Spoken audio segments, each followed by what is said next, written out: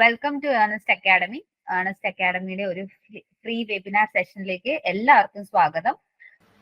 നമ്മൾ റെയിൽവേ എക്സാംസിന് എങ്ങനെ ഈസി ആയി നേരിടാം, മാത്സ് ഏറ്റവും ടഫായ സബ്ജക്റ്റ് ആയ മാത്സ് എങ്ങനെ നമുക്ക് ഈസി ആയിട്ട് പഠിക്കാം എന്നതാണ് ഇന്നത്തെ സെഷൻ കൊണ്ട് ഉദ്ദേശിക്കുന്നത്. അപ്പൊ അതിനു വേണ്ടിയിട്ട് നമ്മുടെ ഏറ്റവും എക്സ്പീരിയൻസ് ഫാക്കൽറ്റി ആയിട്ടുള്ള വിഷ്ണു സാർ നമ്മുടെ ഒപ്പം ഉണ്ട്. Sir please join us. Okay, അപ്പൊ നമുക്ക് തുടങ്ങാം. അപ്പോ RRB ALPയുടെ നോട്ടിഫിക്കേഷൻ നമുക്ക് ഓൾറെഡി വന്നു കഴിഞ്ഞു. ടെക്നീഷ്യൻ്റെ അത് മാർച്ച് ഫസ്റ്റ് വീക്കിനകത്ത് വരുമെന്നാണ് നമുക്ക് പറയുന്നത്. ഷോർട്ട് നോട്ടീസ് വന്നു കഴിഞ്ഞു. അതുപോലെ തന്നെ പിന്നീട് JEE അതിന്റെ പുറകിൽ വരും. കഴിഞ്ഞ തവണ ALP പിന്നെ ടെക്നീഷ്യൻ സെപ്പറേറ്റ് ആയിട്ടായിരുന്നു എക്സാം നടത്തിയിരുന്നത്. ഇത്തവണ രണ്ടും കൂടെ ഒന്നിച്ചായിരുന്നു എക്സാം നടത്തിയിരുന്നത്. ഇത്തവണ സെപ്പറേറ്റ് ആയിട്ടാണ് എക്സാം നമുക്ക് വരുന്നത്. ഓക്കെ, അതുകൊണ്ട് അതിൻ്റെതായിട്ടുള്ള ബെനിഫിറ്റ്സുകളും ഉണ്ട്, അതിൻ്റെതായിട്ടുള്ള ബുദ്ധിമുട്ടുകളും ഉണ്ട്. കാരണം കഴിഞ്ഞ തവണ രണ്ടും കൂടെ ഒന്നിച്ച് വന്നത് കൊണ്ട് ഒറ്റ സോണിലേ നമുക്ക് എഴുതാൻ പറ്റത്തുള്ളായിരുന്നു. ഇത്തവണ മിക്കവാറും നോട്ടിഫിക്കേഷൻ വന്നു കഴിഞ്ഞപ്പോൾ അറിയാൻ പറ്റത്തുള്ളൂ. 2 സോണുകളിലായിട്ട് നമുക്ക് എഴുതാൻ വേണ്ടിയിട്ട് പറ്റും. ഓക്കെ, അതായത് ഇപ്പൊ സെക്കന്ദരാബാദ് കൊടുത്തേക്കുന്ന ഒരാൾക്ക് വേണമെങ്കിൽ മറ്റേത് എന്താണ് ടെക്നീഷ്യൻ ചെന്നിട്ട് അവിടെ ബാംഗ്ലൂർ ചെന്നിട്ട് വേണമെങ്കിൽ എഴുതാം. ഓക്കെ, അതേപോലെ തന്നെ JEE പുറമെ വരും, NTPC വരും, ഗ്രൂപ്പ് ഡി വരും. ഗ്രൂപ്പ് ഡിയുടെ സെലക്ഷൻ പ്രൊസീജിയർ നടന്നുകൊണ്ടിരിക്കുന്നതേ ഉള്ളൂ. അതിന്റെ കൂടെ തന്നെയാണ് അടുത്ത നോട്ടിഫിക്കേഷൻ വരാൻ വേണ്ടിയിട്ട് പോകുന്നത്. ഒരു ഗോൾഡൻ ചാൻസ് ആണ് ഇപ്പം ഈ ഒരു കൊല്ലത്തേക്ക്. പിന്നീട് ഈ ഒരു കോവിഡ് കോമ്പൻസേഷൻ എന്നുള്ള നിലയിൽ 3 കൊല്ലം ഒരു ഏജും 6 കൊല്ലമൊക്കെ വരെ ഏജ് കൂട്ടിയിട്ടുണ്ട്. വൺ ടൈം കോമ്പൻസേഷൻ ആണ്, കോവിഡിന്റെ കോമ്പൻസേഷൻ ആയിട്ട്. അപ്പം ഒരു ഗോൾഡൻ ചാൻസ് ആണ്. നേരത്തെ നമുക്കൊന്ന് ആഞ്ഞിരുന്നൊന്ന് പഠിച്ചു കഴിഞ്ഞാൽ നമുക്ക് സുഖമായിട്ട് നേടാൻ പറ്റുന്ന കാര്യം മാത്രമാണ് ഈ ഒരു സംഗതി എന്ന് പറയുന്നത്. ഐ മീൻ ഈ നമ്മളുടെ റെയിൽവേ എക്സാംസ് എന്ന് പറയുന്നത് പൊതുവെ SSC എക്സാംസിന്റെ സിലബസ് ആണെങ്കിലും അതിനെക്കാട്ടി കുറച്ചും കൂടെ സിമ്പിൾ ആയിട്ടുള്ള ഒരു സംഗതിയാണ് ഇത് വരുന്നത്. അപ്പൊ നമുക്ക് ALPയുടെ പ്രീവിയസ് ഇയറിൽ ചോദിച്ചിട്ടുള്ള ക്വസ്റ്റ്യൻസിലേക്ക് നമുക്ക് പോകാം. ഓക്കെ, അപ്പം അതിനകത്ത് പല ഷിഫ്റ്റുകളിലായിട്ട് ചോദിച്ചിട്ടുള്ള ഓൾമോസ്റ്റ് അല്ല, ഞാൻ ഇതിനകത്ത് നമ്മള് അഡ്വാൻസ്മെന്റ് വലുതായിട്ട് ഞാൻ എടുത്തിട്ടില്ല. കാരണം ഞാൻ ഇതിനകത്ത് അരിത്തമാറ്റിക്സ് ആണ് മെയിൻ ആയിട്ട് ഫോക്കസ് ചെയ്യുന്നത്. അപ്പം ബാക്കിയുള്ള ഇനി അങ്ങോട്ടേക്കുള്ള സെഷനുകളിൽ നമുക്ക് അഡ്വാൻസിനും കൂടെ നമുക്ക് എടുത്തിടാം. അഡ്വാൻസിന്റെ ക്വസ്റ്റ്യൻസ് കുറവാണ്, അരിത്തമാറ്റിക്സ് ആണ് കൂടുതലായിട്ട് ഞാൻ ഇതിനകത്ത് ഫോക്കസ് ചെയ്ത് ഇട്ടിട്ടുണ്ട്. അപ്പൊ നമുക്ക് ഡയറക്റ്റ് ആയിട്ട് ഇനി ഇതിനകത്തിലേക്ക് തന്നെ പോകാം. ഒന്നാമത്തെ ചോദ്യം ഇങ്ങനെയാണ്. അറിയാവുന്ന ആൾക്കാരുണ്ടെങ്കിൽ ആൻസർ അതിന്റെ കൂടെ തന്നെ അങ്ങ് എഴുതി പോവുക. ആൻസർ റിപ്ലൈ ആയിട്ട് നിങ്ങൾ ഇട്ടിട്ട് പോവുക. ഓക്കെ, അടുത്ത ഒന്നാമത്തെ ചോദ്യം ഇങ്ങനെയാണ്. തപസ്, അവി and Rishi shared A cake. തപസ് has 1/2 of it. Rishi had 1/3 of, and Avi had the rest. What was Avi's share of the cake എന്നാണ് നമ്മൾ ചോദിച്ചിരിക്കുന്നത്. അതായത് ഒരു കേക്ക് ഉണ്ട്. ഓക്കെ, ആ കേക്കിനെ 3ആയിട്ട് ഡിവൈഡ് ചെയ്തേക്കുവാണ്. ആ കേക്കിന്റെ 1/2 പാർട്ട് നോക്കുക. 3 ആൾക്കാരാണുള്ളത്. തപസ് ഉണ്ട്, അതേപോലെ തന്നെ ആരുണ്ടേ, ഋഷി ഉണ്ട്, അതേപോലെ തന്നെ ആരുണ്ട്, അവിയുണ്ട് അല്ലെ. അവിയുണ്ട്. ഒരു കേക്കിനെയാണ് പല ഭാഗങ്ങളായിട്ട് ഡിവൈഡ് ചെയ്തിട്ട് ഇവന്മാർക്ക് 3 നമ്മൾ കൊടുത്തേക്കുന്നത്. ഓക്കെ, അപ്പൊ അതിനകത്ത് പറയുന്ന കാര്യം ഇതാണ്. തപസ്സിന് ഈ ഒരു കേക്കിന്റെ 1/2 പാർട്ട് കിട്ടും, ഋഷിക്ക് അതിന്റെ 1/3 പാർട്ട് കിട്ടും. അങ്ങനെയാണ് എങ്കിൽ അവി എത്ര പാർട്ട് കിട്ടും എന്നാണ് നമ്മുടെ അടുത്ത് ചോദിച്ചേക്കുന്നത്. അവിക്ക് എത്ര പാർട്ട് കിട്ടും എന്നാണ് നമ്മുടെ അടുത്ത് ചോദിച്ചേക്കുന്നത്. നമുക്ക് ഇതിന്റെ കോൺസെപ്റ്റ് സിമ്പിൾ ആണ്. ഇവിടെ 1/2 പാർട്ട് എന്ന് പറഞ്ഞു കഴിഞ്ഞാൽ എന്താണ്? ഒരു കേക്കിനെ 2ആയിട്ട് ഭാഗിച്ചു കഴിഞ്ഞാൽ തപസ്സിന് അതിനകത്ത് 1 കിട്ടും. ഋഷിയുടെ കേസിനകത്ത് 1/3 എന്ന് പറഞ്ഞാൽ എന്താണ്? മൊത്തം ആ കേക്കിനെ 3ആയിട്ട് ഭാഗിച്ചു കഴിഞ്ഞാൽ എത്ര കിട്ടും? 1 കിട്ടും. അങ്ങനെയാണ് എങ്കിൽ അവിക്ക് എത്ര കിട്ടും എന്നാണ് നമ്മുടെ അടുത്ത് ചോദിച്ചിരിക്കുന്നത്. 2 രീതിയിൽ ചെയ്യാം. ഒന്ന്, നമ്മൾ നോർമലി ചെയ്യുന്ന മെത്തേഡിൽ നമുക്ക് ചെയ്യാം. അതായത് മൊത്തം കേക്കിനെ 1 ആയിട്ട് എടുത്തു കഴിഞ്ഞാൽ അതിനകത്ത് തപസ്സിന് എത്ര കിട്ടും? 1/2 കിട്ടും അല്ലെ. അതായത് ഋഷിക്ക് എത്ര കിട്ടും? 1/3 കിട്ടും. ഇത് 2 കൂടെ കൂട്ടിക്കഴിഞ്ഞാൽ അവർക്ക് 2 കൂടെ കിട്ടുന്നതാവും. അത് 1 നിന്ന് മൈനസ് ചെയ്യുമ്പോൾ നമുക്ക് എന്ത് കിട്ടും? അവിക്ക് കിട്ടുന്നത് കിട്ടും അല്ലെ. അല്ലെങ്കിൽ അവിയുടെ പോർഷൻ നമുക്ക് കിട്ടും. അപ്പൊ 1 മൈനസ് ഇത് എത്ര കിട്ടും? 3 കൊണ്ട് ഇങ്ങോട്ടേക്ക് ക്രോസ് മൾട്ടിപ്ലൈ ചെയ്യുമ്പോൾ 3, ഇങ്ങോട്ടേക്ക് ക്രോസ് മൾട്ടിപ്ലൈ ചെയ്യുമ്പോൾ 2, 3 + 2 5, 5/6 എന്ന് കിട്ടും. വിച്ച് ഈസ് ഈക്വൽ ടു എത്ര കിട്ടും? 1/6 കിട്ടും അല്ലെ. Which is equal to 1/6. ഇതാണ് ഇത് ചെയ്യാൻ ഏറ്റവും സിമ്പിൾ ആയിട്ടുള്ള ഒരു മാർഗം. എന്ത് ചെയ്യുക? ഒരേ കേക്കിന്റെ തന്നെ 1/2 പാർട്ടാണ് തപസ്സിന് കിട്ടുന്നത്, 1/3 പാർട്ടാണ് ആർക്ക് കിട്ടുന്നത്? ഋഷിക്ക് കിട്ടുന്നത്. അങ്ങനെയാണെങ്കിൽ അവിക്ക് കിട്ടുന്നത് എങ്ങനെയാണ്? 1 - 1/2 + 1/3 എത്ര കിട്ടും? 1 - 5/6 which is equal to 1/6 പാർട്ടാണ്. ഒരു വേറെ രീതിയിൽ എങ്ങനെയാണ് ചെയ്യുന്നതെന്ന് ചോദിച്ചു കഴിഞ്ഞാൽ, കുറച്ചും കൂടി ഒരു കോൺസെപ്റ്റ് ബേസ്ഡ് ആയിട്ട് ചോദിക്കുകയാണ് എങ്കിൽ നോക്കണേ, ഇവിടെ രണ്ടിടത്തും ഡിവൈഡ് ചെയ്ത് കൊടുക്കുന്നത് ഒരേ കേക്ക് തന്നെയാണ് അല്ലെ. അപ്പൊ അങ്ങനെ വരുന്ന കേസുകളിൽ ഒരേ കേക്ക് തന്നെ ഡിവൈഡ് ചെയ്ത് കൊടുക്കുന്നത് കൊണ്ട് ഇതിലെ ന്യൂമറേറ്റർ രണ്ടിടത്തും സെയിം ആക്കണം. നമുക്ക് ഒരിക്കലും ഡിനോമിനേറ്റർ രണ്ടിടത്തും സെയിം ആക്കണം. കാരണം ഒരേ കേക്ക് തന്നെയാണ് ഡിവൈഡ് ചെയ്ത് കൊടുക്കുന്നത്. ഇവിടെ 2 തപസ്സിന്റെ കിട്ടുന്ന ഭാഗത്തിന്റെ ഡിനോമിനേറ്റർ, ഇവിടെ 3. നമുക്കറിയാം ഒരിക്കലും 2നെ 3 പറ്റില്ല, 3നെ 2 പറ്റത്തില്ല. അപ്പൊ എന്ത് ചെയ്യുക, 2ന്റെയും 3ന്റെയും കൂടെ എൽസിയം എടുക്കുക. 2ന്റെയും 3ന്റെയും കൂടെ എൽസിയം എത്രയാണ്? 6 എങ്ങനെയാണ് 6 കണ്ടുപിടിക്കുന്നത്? 2 3 രണ്ടും പ്രൈം നമ്പേഴ്സ് ആണ് അല്ലെ.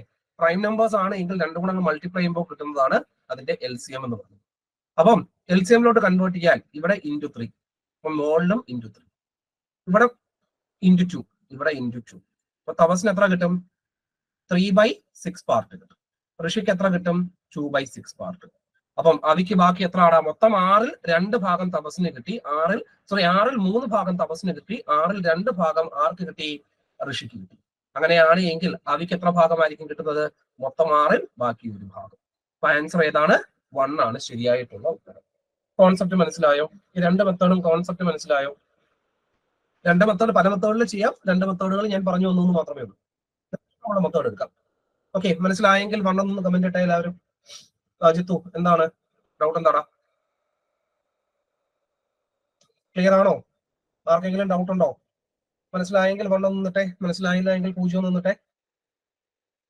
കോൺസെപ്റ്റ് ക്ലിയർ ആണല്ലോ? ഓക്കെ. അപ്പൊ നിങ്ങൾക്ക് ഈ ഒരു ലെവലിലുള്ള ക്വസ്റ്റ്യൻസ് ആയിരിക്കും നമുക്ക് പ്രധാനമായിട്ടും വരുന്നത്. പ്രീവിയസ് ഇയർ നമ്മൾ നോക്കി കഴിയുമ്പോഴത്തേക്ക് ഈ ഒരു ലെവലിലുള്ള ക്വസ്റ്റ്യൻസ് ആയിരിക്കും വരുന്നത്. എങ്കിലും അത്രയും ഒരു ലെവൽ താൻ നമ്മൾ പഠിക്കേണ്ട കാര്യമില്ല. ഒരു SSCയുടെ ഒരു CHSL ലെവലിലെങ്കിലും നിങ്ങളൊന്ന് പഠിച്ചിട്ട് പോവുക. കാരണം വർഷം തോറും കോമ്പറ്റീഷൻ കൂടുന്നത് കൊണ്ട് എങ്ങനെയായിരിക്കും ഇത്തവണത്തെ ക്വസ്റ്റ്യനും നമുക്ക് പറയാൻ പറ്റത്തില്ല. അതുകൊണ്ട് എപ്പോഴും ഒരു പ്രീവിയസ് ഇയറിൽ ചോദിച്ച ആ ലെവലിൽ പഠിക്കാൻ നിൽക്കാതെ ഒരു കട്ടമോ അതിനെക്കാട്ടി കുറച്ചും കൂടെ ഒന്ന് മുകളിലോട്ട് നിന്ന് പഠിക്കാൻ വേണ്ടിയിട്ട് നോക്കുക. അല്ല എങ്കിൽ ചിലപ്പം ക്വസ്റ്റ്യൻസ് ടഫ് ആവാൻ ചിലപ്പം ആയി കഴിഞ്ഞാൽ നമ്മുടെ കയ്യിൽ ചിലപ്പോൾ നിന്നില്ല എന്ന് വരും. അതുകൊണ്ടാണ് പറയുന്നത് എപ്പോഴും കഴിഞ്ഞ വർഷത്തെ ആ സെയിം ലെവലിൽ നിന്ന് പഠിക്കാൻ വേണ്ടിയിട്ട് നിൽക്കരുത്. അതിനെക്കാട്ടി കുറച്ചും കൂടെ ഒന്ന് ഉയർന്ന് മാത്രം പഠിക്കാൻ നോക്കുക. ഇനി അടുത്ത നോക്കുക, which of the number following number will have an irrational square root എന്നാണ് ചോദിച്ചിരിക്കുന്നത്. ഒരു ഇറാഷണൽ സ്ക്വയർ റൂട്ട്. എന്താണ് ഇറാഷണൽ സ്ക്വയർ റൂട്ട് എന്ന് പറഞ്ഞാൽ? നോൺ പെർഫെക്റ്റ് സ്ക്വയർ റൂട്ടുകളെയാണ് ഇറാഷണൽ സ്ക്വയർ റൂട്ട്സ് എന്ന് പറയുന്നത്. നമ്മൾ ഇറാഷണൽ നമ്പേഴ്സ് പഠിച്ചിട്ടുണ്ട് അല്ലെ. അപ്പൊ നോൺ പെർഫെക്റ്റ് സ്ക്വയേഴ്സ് എല്ലാം ഇറാഷണൽ ആണെന്ന് നമ്മൾ പഠിച്ചിട്ടുണ്ട്. അതായത് ഫോർ എക്സാമ്പിൾ √3 ഒരു ഇറാഷണൽ ആണ് അല്ലെ. കാരണം അത് പെർഫെക്റ്റ് സ്ക്വയർ അല്ല. √5 ഒരു ഇറാഷണൽ ആണ്, അല്ലെങ്കിൽ √18 ഒരു ഇറാഷണൽ ആണ്. ഓക്കെ, അപ്പൊ ഇതിനകത്തില് ഏതാണ് ഒരു ഇറാഷണൽ സ്ക്വയർ റൂട്ട്, അതായത് ഒരു നോൺ പെർഫെക്റ്റ് സ്ക്വയർ ഏതാന്ന് മാത്രം ഒന്ന് നോക്കിയാൽ മതി. ഏതാണേ ഇതിനകത്തിൽ ഏതാണ്? പെട്ടെന്ന് കമന്റ് ഇട്ടെ. ഇതിനകത്തിൽ ഏതാണ് ഒരു ഇറാഷണൽ സ്ക്വയർ റൂട്ട്, അതായത് ഒരു നോൺ പെർഫെക്റ്റ് സ്ക്വയർ ഇതിനകത്ത് ഏതാണെന്നാണ് നമ്മൾ ചോദിച്ചിരിക്കുന്നത്. മക്കളെ, അപ്പൊ നമുക്ക് ചെക്ക് ചെയ്യേണ്ടത് ഒരു നമ്പർ കിട്ടിക്കഴിഞ്ഞാൽ അത് എങ്ങനെയാണ് ഇറാഷണൽ ആണോ, ഒരു പെർഫെക്റ്റ് സ്ക്വയർ ആണോ നോൺ പെർഫെക്റ്റ് സ്ക്വയർ ആണോ എന്നുള്ള കാര്യമാണ് നമ്മൾ ചെക്ക് ചെയ്യാൻ വേണ്ടിയിട്ട് പോകുന്നത്. ഒരു നമ്പർ നമ്മുടെ കൈ കിട്ടിക്കഴിഞ്ഞാൽ അത് പെർഫെക്റ്റ് സ്ക്വയർ ആണോ അതോ ഒരു ഇൻപെർഫെക്റ്റ് സ്ക്വയർ ആണോ ചെക്ക് ചെയ്യാൻ പോവുകയാണ്. ഒരു നമ്പർ അവസാനിക്കുന്നത് 1 അല്ലെങ്കിൽ 4 അല്ലെങ്കിൽ 5 അല്ലെങ്കിൽ 6 അല്ലെങ്കിൽ 9. എന്താണ്? ഒരു നമ്പർ അവസാനിക്കുന്നത് 1, 4, 5, 6 ആണ്. 5, 6, 9. 1, 4, 5, 6, 9. ഇതിനകത്ത് ഏതെങ്കിലും ഒരു നമ്പർ ആണ് എങ്കിൽ അതെന്താണ്? ഒരു പെർഫെക്റ്റ് സ്ക്വയർ ആണ് അല്ലെ. എന്താണ്? ഒരു പെർഫെക്റ്റ് സ്ക്വയർ ആണ്. അതല്ല 2ൽ അവസാനിക്കുന്നു, 3ൽ അവസാനിക്കുന്നു, 7ൽ അവസാനിക്കുന്നു, 8ൽ അവസാനിക്കുന്നു. ഇതിനകത്തിലൊക്കെയാണ് അവസാനിക്കുന്നതെങ്കിൽ എന്താണ്? ഡെഫിനറ്റ്ലി അതെന്തായിരിക്കും? ഒരു നോൺ പെർഫെക്റ്റ് സ്ക്വയർ ആയിരിക്കും. എന്തായിരിക്കും? ഒരു നോൺ പെർഫെക്റ്റ് സ്ക്വയർ ആയിരിക്കും. ഒരു നമ്പർ 1, 4, 5, 6, 9ൽ അവസാനിച്ചു കഴിഞ്ഞാൽ ഇറ്റ്സ് എ പെർഫെക്റ്റ് സ്ക്വയർ. എന്നാൽ അത് അവസാനിക്കുന്നത് 2ലോ 3ലോ 7ലോ 9ലോ ആണ്. 2ലോ 3ലോ 7ലോ 8ലോ ആണ് എങ്കിൽ അതെന്താണ്? ഒരു നോൺ പെർഫെക്റ്റ് സ്ക്വയർ ആണ്. അപ്പൊ ആദ്യം അത് നോക്കുക. ഇതിനകത്തിൽ അവസാനിക്കുന്നതെല്ലാം തന്നെ 1ലും 4ലും 5ലും 6ലും 9ലും ഇതിനകത്തിൽ ഏതെങ്കിലും ഒന്നിലാണോ എന്ന് നോക്കുക. ഇതാണ്. പിന്നെ വരുന്നത് ഏത് മാത്രമേ ഉള്ളൂ? 2, 0, 4, 8. 8ലാണ് അവസാനിക്കുന്നത് അല്ലെ. അപ്പൊ നമ്മുടെ റിക്വയർഡ് ആൻസർ ഏതാണ്? 2, 0, 4, 8 ആണ്. ഇനി അങ്ങനെ തന്നെ തരണമെന്നില്ല. അവിടെ 4ന് പകരം അവിടെ വേണമെങ്കിൽ നിങ്ങൾക്ക് ഒരു 6 തരാം, അല്ലെങ്കിൽ ഒരു 1 തരാം, അല്ലെങ്കിൽ ഒരു 9 തരാം, അല്ലെങ്കിൽ ഒരു 5 തരാം. അപ്പൊ എങ്ങനെ മനസ്സിലാക്കും? മക്കളെ, എങ്ങനെ മനസ്സിലാക്കും എന്ന് ചോദിച്ചു കഴിഞ്ഞാൽ ഒരു മെത്തേഡാണ് ദാണ്ട ഇത്, അല്ലെങ്കിൽ ഒരു റൂള് മാത്രമേ നമുക്കായിട്ടുള്ളൂ. ഒരു പെർഫെക്റ്റ് സ്ക്വയർ ആണോ എന്ന് ചെക്ക് ചെയ്യാൻ വേണ്ടിയിട്ടുള്ള ഫസ്റ്റ് റൂള് മാത്രമേ നമുക്കായിട്ടുള്ളൂ. എന്താണ്?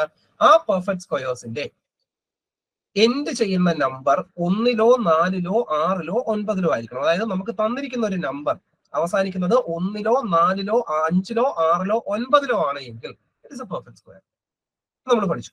ഇനി അങ്ങനെ അവസാനിക്കുന്ന എല്ലാം പെർഫെക്റ്റ് സ്ക്വയർ ആകണമെന്നുണ്ടോ? ഇല്ല. 1-ലും 4-ലും 5-ലും 6-ലും 9-ലും അവസാനിക്കുന്ന ഇഷ്ടംപോലെ നമ്പേഴ്സ് ഉണ്ട്. അതൊന്നും ഒരിക്കലും എല്ലാ തവണയും അത് പെർഫെക്റ്റ് സ്ക്വയർ ആകണമെന്നില്ല.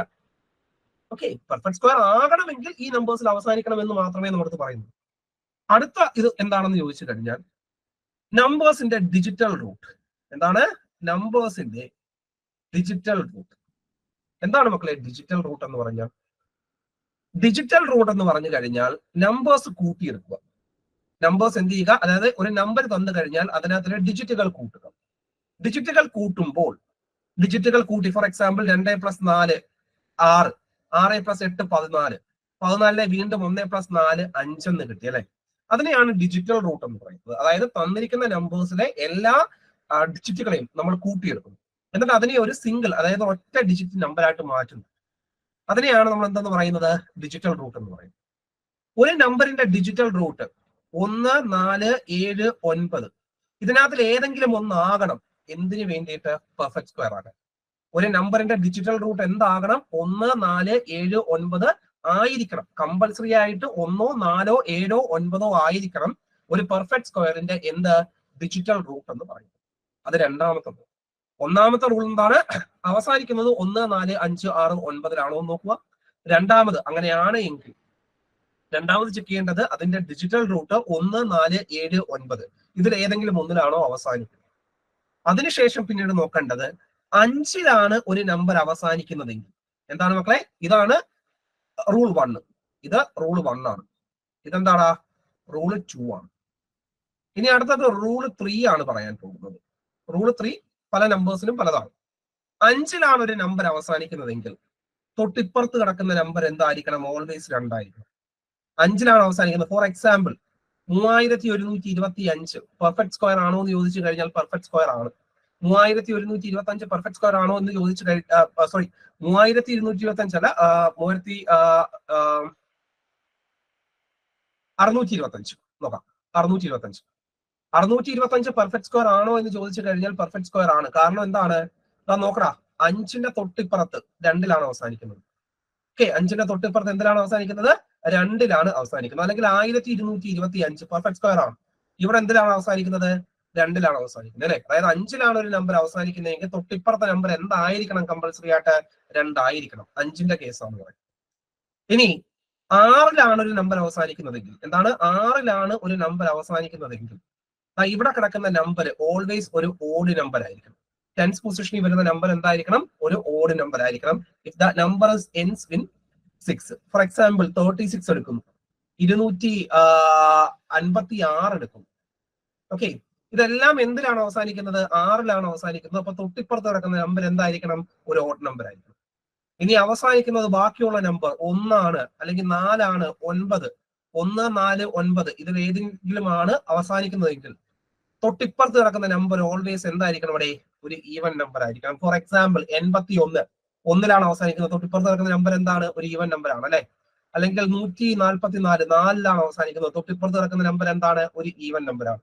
ഇത്രയുമാണ് ഒരു നമ്പർ പെർഫെക്റ്റ് സ്ക്വയർ ആണോ അല്ലെങ്കിൽ അല്ലയോ എന്ന് നമുക്ക് ചെക്ക് ചെയ്യാൻ വേണ്ടിയിട്ടുള്ള മെത്തേഡുകൾ എന്ന് പറയുന്നത്. ഈ 3 റൂളുകളാണ് നമുക്ക് പഠിച്ചു വെക്കേണ്ടത്. റൂൾ നമ്പർ 1 എന്ന് പറയുന്നത് 1, 4, 5, 6, 9 അവസാനിക്കണം. അങ്ങനെയുള്ള നമ്പേഴ്സ് മാത്രമേ പെർഫെക്റ്റ് സ്ക്വയർ ആവുകയുള്ളൂ. ഇനി അങ്ങനെ അവസാനിച്ചു കഴിഞ്ഞാൽ ഡിജിറ്റൽ റൂട്ടുകൾ എത്രയായിരിക്കണം? ഒന്നെങ്കിൽ 1 ആയിരിക്കണം, അല്ലെങ്കിൽ 4 ആയിരിക്കണം, അല്ലെങ്കിൽ 7 ആയിരിക്കണം, അല്ലെങ്കിൽ 9 ആയിരിക്കണം. ഇതും ശരിയാണെങ്കിൽ പിന്നെ ചെക്ക് ചെയ്യേണ്ടത് എന്താണ്? 5-ലാണ് അവസാനിക്കുന്നതെങ്കിൽ തൊട്ടിപ്പുറത്ത് കിടക്കുന്ന നമ്പർ 10th പൊസിഷനിലെ നമ്പർ അതിനെ പെനൾട്ടിമേറ്റ് നമ്പർ എന്ന് പറയും. ഓക്കെ, അത് എത്രയായിരിക്കണം? 2 ആയിരിക്കണം. ഇനി 6-ലാണ് അവസാനിക്കുന്നതെങ്കിലോ ഡെഫിനറ്റ്ലി അത് ഓഡ് ആയിരിക്കണം. ഇനി 1, 4, 9-ലാണ് അവസാനിക്കുന്നതെങ്കിൽ അത് ഡെഫിനറ്റ്ലി എന്തായിരിക്കണം? പെനൾട്ടിമേറ്റ് നമ്പർ അല്ലെങ്കിൽ 10th പൊസിഷനിലെ നമ്പർ ഒരു ഈവൻ നമ്പർ ആയിരിക്കും. ഈ 3 റൂളുകളാണ് നമുക്ക് പ്രധാനമായിട്ടും ഒരു നമ്പർ പെർഫെക്റ്റ് സ്ക്വയർ ആണോ അല്ലയോ എന്ന് ചോദിച്ചു കഴിഞ്ഞാൽ നമുക്ക് ചെക്ക് ചെയ്യാൻ വേണ്ടിയിട്ടുള്ളത്. കോൺസെപ്റ്റ് ക്ലിയർ ആണോ? ഈ 3 റൂളുകൾ ഉപയോഗിച്ചുകൊണ്ടാണ് നമ്മൾ ചെക്ക് ചെയ്യുന്നത്. കോൺസെപ്റ്റ് ക്ലിയർ ആണോ? ക്ലിയർ ആണെങ്കിൽ വന്നൊന്ന് ഇട്ടേക്കാൻ വേണ്ടി പെട്ടെന്ന് എല്ലാവരും ഫോളോ ചെയ്യാൻ പറ്റുന്നുണ്ടോ? എല്ലാവർക്കും ഡൗട്ട് ഒന്നും ഇല്ലല്ലോ. അപ്പൊ നമ്മുടെ ചോദിച്ചിരിക്കുന്നത് ഇവിടുത്തെ ഇറാഷണൽ സ്ക്വയേഴ്സ് ആണ് കണ്ടുപിടിക്കാൻ ചോദിച്ചിരിക്കുന്നത്. സോ ഇവിടുത്തെ ഇറാഷണൽ സ്ക്വയർ ഏതാണ്? 2048 ആണ്. ഇവിടുത്തെ ഇറാഷണൽ സ്ക്വയർ എന്ന് പറയുന്നത് ഏതാണ്? 2048 ആണ്. ഓക്കെ, ഒറ്റ റൂൾ വെച്ച് തന്നെ നമ്മൾ കണ്ടുപിടിച്ചു. ആദ്യത്തെ റൂൾ വെച്ച് തന്നെ നമ്മൾ കണ്ടുപിടിച്ചു. ഓക്കെ, ഇതാണ്ടേ ഈ ക്വസ്റ്റ്യൻ ഒന്ന് ചെയ്യാൻ പറ്റുന്നുണ്ടോ എന്ന് നോക്കണം മക്കളെ. ഈ ക്വസ്റ്റ്യൻ ഒന്ന് ചെയ്യാൻ പറ്റുന്നുണ്ടോ എന്ന് നോക്കേ. ഒരു അഡ്വാൻസ്ഡ് മാത്സിലെ ജോമെട്രിയുമായിട്ട് ബന്ധപ്പെട്ടിട്ടുള്ള ഒരു ചോദ്യമാണ്. പെട്ടെന്ന് കിട്ടിയോ മക്കളെ? ഇവിടെ ശ്രദ്ധിക്കടാ. ഇതാണ്ടേ ഇത് ജോമെട്രിയുമായിട്ട് ബന്ധപ്പെട്ടിട്ടുള്ള ഒരു ചോദ്യമാണ്. നോക്കുക, ഇവിടെ പറയുന്നത് ഒരു സർക്കിൾ തന്നിട്ടുണ്ട്. അതിനകത്ത് എ ബി എന്ന് പറയുന്ന കോഡ് ഡിഇ എന്ന് പറയുന്ന ഒരു ടാൻജന്റിനെ ഡി എന്ന് പറയുന്ന പോയിന്റിൽ മീറ്റ് ചെയ്യുന്നു. എ ബി എന്ന് പറയുന്ന ലെന്ത്, അതായത് എ ബി എന്ന് പറയുന്ന ഈ ലെന്ത് 12 സെന്റിമീറ്റർ ആണ്. ഡിഇ എന്ന് പറയുന്നതായിട്ട് ഈ ടാൻജന്റിന്റെ ലെന്ത് 8 സെന്റിമീറ്റർ ആണ്. അങ്ങനെയാണ് എങ്കിൽ എനിക്ക് കണ്ടുപിടിക്കേണ്ടത് ഈ ബി ഡി എന്ന് പറയുന്ന ലെന്ത് ആണ് എനിക്ക് കണ്ടുപിടിക്കേണ്ടത്. എന്താണ്? ബി ഡി എന്ന് പറയുന്ന ലെന്ത് ആണ് എനിക്ക് കണ്ടുപിടിക്കുന്നത്. മക്കളെ, ഒരു സർക്കിൾ നമ്മൾ എടുക്കും. ആ സർക്കിളിലെ ഏതെങ്കിലും ഒരു പോയിന്റ് ഞാൻ എടുക്കും. ഏതെങ്കിലും ഒരു പർട്ടിക്കുലർ പോയിന്റ് ഞാൻ എടുക്കും. ആ പർട്ടിക്കുലർ പോയിന്റിലൂടെ മാത്രം കടന്നു പോകുന്ന ഒരു സിംഗിൾ പോയിന്റിലൂടെ, ഒരു സർക്കിളിന്റെ ഒരു സിംഗിൾ പോയിന്റിലൂടെ കടന്നു പോകുന്ന ലൈനിലെ ഞാൻ വിളിക്കുന്ന പേരാണ് ടാൻജന്റ് ലൈൻ എന്ന് വിളിക്കും. എന്താണ് മക്കളെ? Tangent line. അതായത് ഒരു സർക്കിൾ ഉണ്ട്, ആ സർക്കിളിലെ ഏതെങ്കിലും ഒരു സിംഗിൾ പോയിന്റിലൂടെ മാത്രം കടന്നു പോകുന്ന ലൈനിനെ നമ്മൾ ടാൻജന്റ് ലൈൻ എന്ന് വിളിക്കും. ഇനി ആ സിംഗിൾ പോയിന്റിൽ നിന്നും ഒരു സിംഗിൾ പോയിന്റ്, അപ്പൊ ഞാൻ രണ്ടിനും ഒരു സെയിം സിംഗിൾ പോയിന്റ് ആയിട്ട് എടുക്കുവാണ്, ഒരു എക്സ്റ്റേണൽ പോയിന്റ് ആണ്.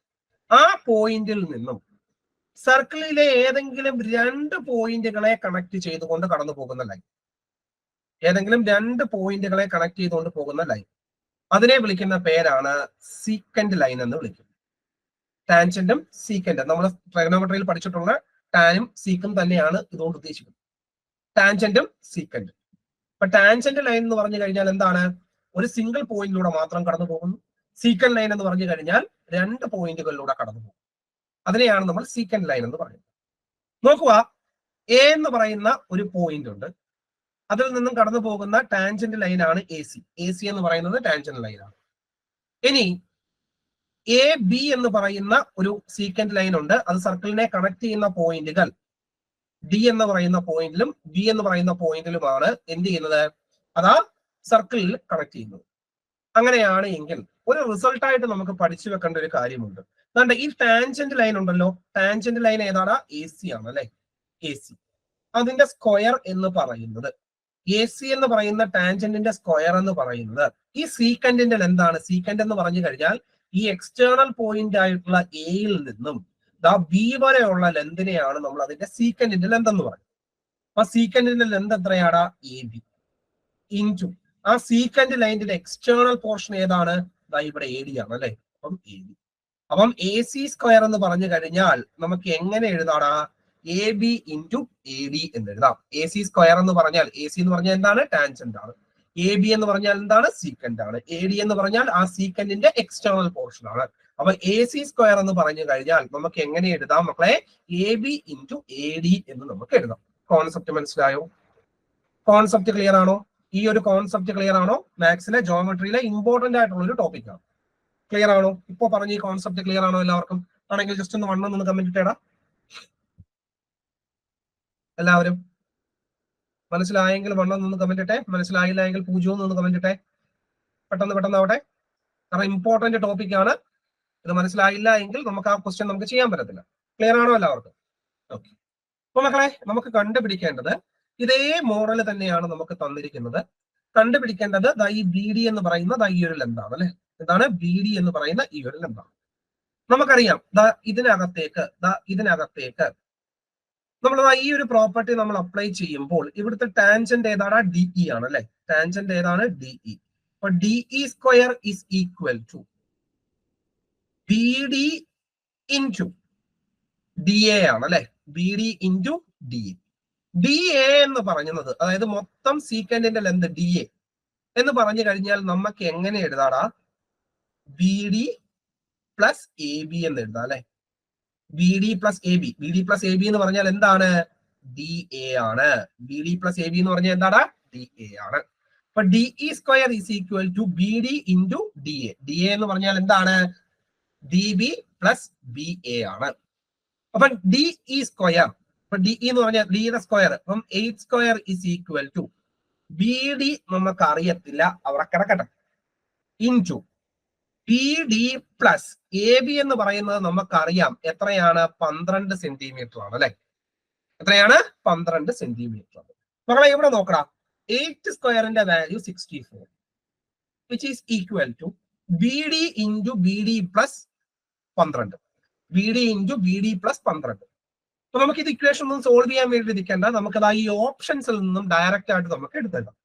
നോക്കണേ, ഇവിടെ ഈ ഓപ്ഷനിൽ നിന്നും ഏത് വാല്യൂ ബി ഡിക്ക് കൊടുത്താലാണ് നമുക്ക് ദാണ്ടെ ഈ റൈറ്റ് ഹാൻഡ് സൈഡിന്റെ വാല്യൂ എനിക്ക് 64 എന്ന് കിട്ടുന്നു. ഏതാണ്?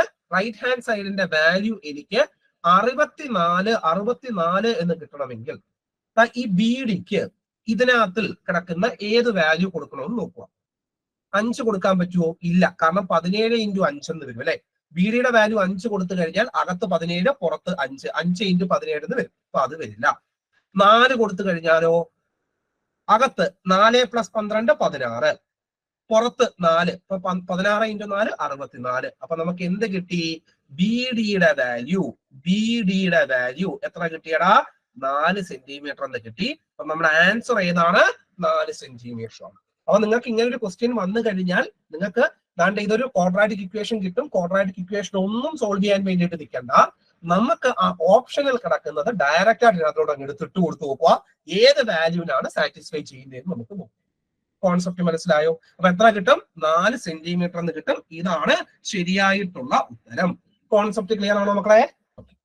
അപ്പൊ അത് നോക്കി വെച്ചിരിക്കും. അപ്പം ജോമെട്രിയിലെ ഇമ്പോർട്ടന്റ് ആയിട്ടുള്ള ഒരു ടോപ്പിക് നമ്മൾ പഠിച്ചു. അതേപോലെ തന്നെ അതിനകത്ത് ഒരു ക്വാഡ്രാറ്റിക് ഇക്വേഷനിലോട്ട് പോകാതെ തന്നെ ഓപ്ഷൻസിനകത്തിൽ നിന്നും എങ്ങനെയാണ് ഒരു വാല്യൂ എടുത്തിട്ട് നമ്മൾ ചെയ്യുന്നത് എന്നുള്ള കാര്യവും നമ്മൾ പഠിച്ചു. ക്ലിയർ ആണല്ലോ? മറന്നു പോകരുത്. അങ്ങനെയാണ് എങ്കിൽ അടുത്ത ക്വസ്റ്റ്യൻ വർക്ക് ആൻഡ് ടൈമുമായിട്ട് ബന്ധപ്പെട്ടിട്ടുള്ള ഒരു ചോദ്യമാണ്. അത് ചെയ്യാൻ പറ്റുന്നുണ്ടോ എന്ന് നോക്കിയാൽ പെട്ടെന്ന് ഫസ്റ്റ് ആയിട്ട്. വർക്ക് ആൻഡ് ടൈമുമായിട്ട് ബന്ധപ്പെട്ടിട്ടുള്ള ഒരു ചോദ്യമാണ്. ചെയ്യാൻ പറ്റുന്നുണ്ടോ എന്ന് നോക്കിയാൽ ഫസ്റ്റ് ആയിട്ട് പെട്ടെന്ന്. വർക്ക് ആൻഡ് ടൈം അല്ല, പൈപ്പ് ആൻഡ് സിസ്റ്റവുമായിട്ട് ബന്ധപ്പെട്ടിട്ടുള്ള എല്ലാം കോൺസെപ്റ്റ് ഒക്കെ ഒന്ന് തന്നെയാണ്. എന്താണ് ഇതാ ഇതിനകത്ത് പറയുന്നത്? അറിയാവുന്നവർ ആൻസർ എഴുതിക്കോളൂ കേട്ടോ. എടാ മക്കളെ, ഇതിനകത്ത് പറയുന്നത് നോക്കുക, ഒരു സ്വിമ്മിംഗ് പൂൾ ഉണ്ട്. ആ സ്വിമ്മിംഗ് പൂളിനകത്തിൽ 3 ടാങ്കേഴ്സ് ഉണ്ട്. എയും ബിയും സിയും എന്നിങ്ങനെ 3 ടാങ്കേഴ്സ് ഉണ്ട്. ആ ടാങ്കേഴ്സ് 3ഉം കൂടെ ചേർന്ന് വർക്ക് ചെയ്തപ്പോൾ ഇത് ഫില്ല് ചെയ്യാൻ എടുത്ത സമയം എന്ന് പറയുന്നത് 10 മണിക്കൂർ. പിന്നെ പറയുന്നുണ്ട് ടാങ്കർ സി എന്ന് പറയുന്നത് ടാങ്കർ ബിയുടെ ഇരട്ടി ഫാസ്റ്റിൽ വർക്ക് ചെയ്യും. ടാങ്കർ ബി എന്ന് പറയുന്നത് ടാങ്കർ എയെക്കാട്ടിലും ഇരട്ടി സ്പീഡിൽ വർക്ക് ചെയ്യും. അങ്ങനെയാണ് എങ്കിൽ എ എന്ന് പറയുന്ന ടാങ്കർ ഒറ്റയ്ക്ക് വിചാരിച്ചാൽ ആ സ്വിമ്മിംഗ് പൂളിനെ എത്ര മണിക്കൂർ കൊണ്ട് ഫില്ല് ചെയ്യാൻ പറ്റും എന്നാണ് നമ്മുടെ അടുത്ത് ചോദിച്ചിരിക്കുന്നത്. മൊത്തം എത്ര മണിക്കൂർ കൊണ്ട് ആ ടാങ്കിനെ ഫില്ല് ചെയ്യാൻ പറ്റും എ എന്ന് പറയുന്ന ടാങ്കർ ഒറ്റയ്ക്ക് വിചാരിച്ചാൽ? അതാണ് നമ്മുടെ കോൺസെപ്റ്റ്, അതാണ് നമ്മുടെ ചോദിച്ചിരിക്കുന്നത്. മക്കളെ ഇവിടെ നോക്കടാ, അതായത് ഒരു സ്വിമ്മിംഗ് പൂൾ ഉണ്ട്. ആ സ്വിമ്മിംഗ് പൂളിലേക്ക് 3 ടാങ്കേഴ്സ് ആണ് വരുന്നത്. 3 ടാങ്കേഴ്സ് ആണ് നമുക്ക് വരുന്നത്. എ എന്ന് പറയുന്ന ഒരു ടാങ്കർ ഉണ്ട്, ബി എന്ന് പറയുന്ന ഒരു ടാങ്കർ ഉണ്ട്, സി എന്ന് പറയുന്ന ഒരു ടാങ്കർ ഉണ്ട്. ഈ ടാങ്കേഴ്സ് എല്ലാം കൂടി വർക്ക് ചെയ്യുന്നതെന്ന് പറഞ്ഞാൽ എത്ര മണിക്കൂറാണ്? 10 മണിക്കൂർ. ഞാൻ കൂടെ ഒന്നിച്ച് തുറന്നു വിട്ട് കഴിഞ്ഞാൽ 10 മണിക്കൂർ കൊണ്ട് ഇത് ഫില്ലാവും. അങ്ങനെയാണ് എങ്കിൽ പറയുന്ന കണ്ടീഷൻ ഇതാണ്, ടാങ്കർ സി ബി എക്കാട്ടിലും ഇരട്ടി ഫാസ്റ്റ് ആണ്. അതായത് ബി 2 മണിക്കൂർ എടുക്കുമ്പോൾ അതിന്റെ പകുതി സമയം മാത്രമേ എന്തെടുക്കത്തുള്ളൂ? സി എടുക്കത്തുള്ളൂ. അല്ലെങ്കിൽ ബി 1 ലിറ്റർ 1 മിനിറ്റിൽ ഫില്ല് ചെയ്യുമ്പോഴത്തേക്ക് സി എത്ര ഫില്ല് ചെയ്യും? അതിന്റെ ഇരട്ടി 2 ലിറ്റർ ഫില്ല് ചെയ്യും. അതുപോലെ തന്നെയാണ് ബിയും സി. അങ്ങനെയാണ് എങ്കിൽ എ ഒറ്റയ്ക്ക് വർക്ക് ചെയ്താൽ എത്ര സമയം കൊണ്ട് ഈ സ്വിമ്മിംഗ് പൂൾ ഫില്ല് ചെയ്യാൻ പറ്റും എന്നാണ് നമ്മളത് ചോദിച്ചത്. ഇവിടെ എ എന്ന് പറയുന്ന ടാങ്കർ ഉണ്ട്, ബി എന്ന് പറയുന്ന ടാങ്കർ ഉണ്ട്, സി എന്ന് പറയുന്ന ടാങ്കർ ഉണ്ട്. അദ്ദേഹത്തിൽ പറയുന്നുണ്ട് A is toys as B is toys as fast as A. എന്താണ്? ബി എന്ന് പറയുന്നത് എയുടെ ഇരട്ടി ഫാസ്റ്റ് ആണ്. അതായത് കോൺസെപ്റ്റ് ഇത്രയേ ഉള്ളൂ, എ 1 യൂണിറ്റ് ഫില്ല് ചെയ്യുമ്പോൾ ബി അതിന്റെ ഇരട്ടി 2 യൂണിറ്റ് ഫില്ല് ചെയ്യും. എന്താണ്? എ 1 യൂണിറ്റ് ഫില്ല് ചെയ്യുമ്പോൾ ബി അതിന്റെ ഇരട്ടി 2 യൂണിറ്റ് ഫില്ല് ചെയ്യും. പിന്നെ പറയുന്ന ഒരു കാര്യമുണ്ട്, tanker C is twice as fast as B. അതായത് ടാങ്കർ സി എന്ന് പറയുന്നത് ബി യെക്കാട്ടിലും ഇരട്ടി ഫാസ്റ്റ് ആണ്. അതായത് ടാങ്കർ ബി 2 യൂണിറ്റ് ഫില്ല് ചെയ്യുമ്പോൾ ടാങ്കർ സി അതിന്റെ ഇരട്ടി 4 യൂണിറ്റ് ഫില്ല് ചെയ്യും. ടാങ്കർ സി എത്ര യൂണിറ്റ് ഫില്ല് ചെയ്യുന്നു? മൊത്തം 4 യൂണിറ്റ് ഫില്ല് ചെയ്യുന്നു. അങ്ങനെയാണ് എങ്കിൽ മൊത്തം ഒരു മണിക്കൂറിൽ മൊത്തം ഒരു 10 മണിക്കൂർ കണക്കാണ് പറയുന്നത്. ഒരു മണിക്കൂറിൽ എത്ര ഭാഗം ഫില്ല് ചെയ്യണം?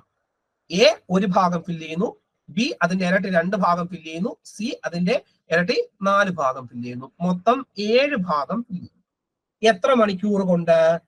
1 മണിക്കൂർ കൊണ്ട്. അങ്ങനെ എത്ര മണിക്കൂർ വർക്ക് ചെയ്തു? ഇത് മൂന്നും കൂടി 10 മണിക്കൂർ. അങ്ങനെ മൊത്തം എത്ര മണിക്കൂർ? 10 മണിക്കൂർ. അങ്ങനെയാണ് എങ്കിൽ 70 അല്ലയോ അവിടുത്തെ ടാങ്കിന്റെ സ്വിമ്മിംഗ് പൂളിന്റെ ടോട്ടൽ കപ്പാസിറ്റി? എന്താണ്? മൊത്തം എയും ബിയും സിയും കൂടി 1 മണിക്കൂറിൽ ടാങ്കിന്റെ 7 ഭാഗം ഫില്ല് ചെയ്യും.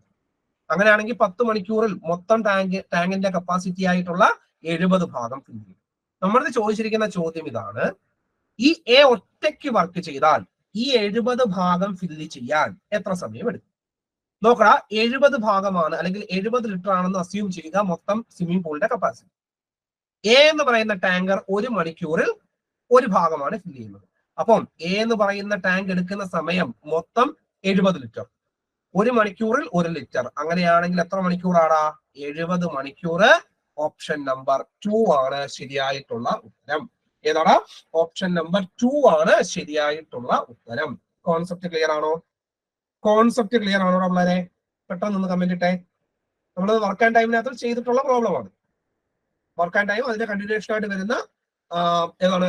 നമ്മുടെ പൈപ്പ് ലൈൻ സിസ്റ്റമിനകത്തിൽ വരുന്ന പ്രോബ്ലം ആണ്. ക്ലിയർ ആണോ? അത് മനസ്സിലാവാത്തവർ 0 ഒന്നും പറഞ്ഞേ. മനസ്സിലാവാത്തവർ 0 ഒന്നും പറഞ്ഞേ. പെട്ടെന്ന് നടന്നോട്ടെ. ക്ലിയർ ആണല്ലോ അല്ലെ? കോൺസെപ്റ്റ് മനസ്സിലായല്ലോ? Which of the number given below gives the square root of 76? 15376.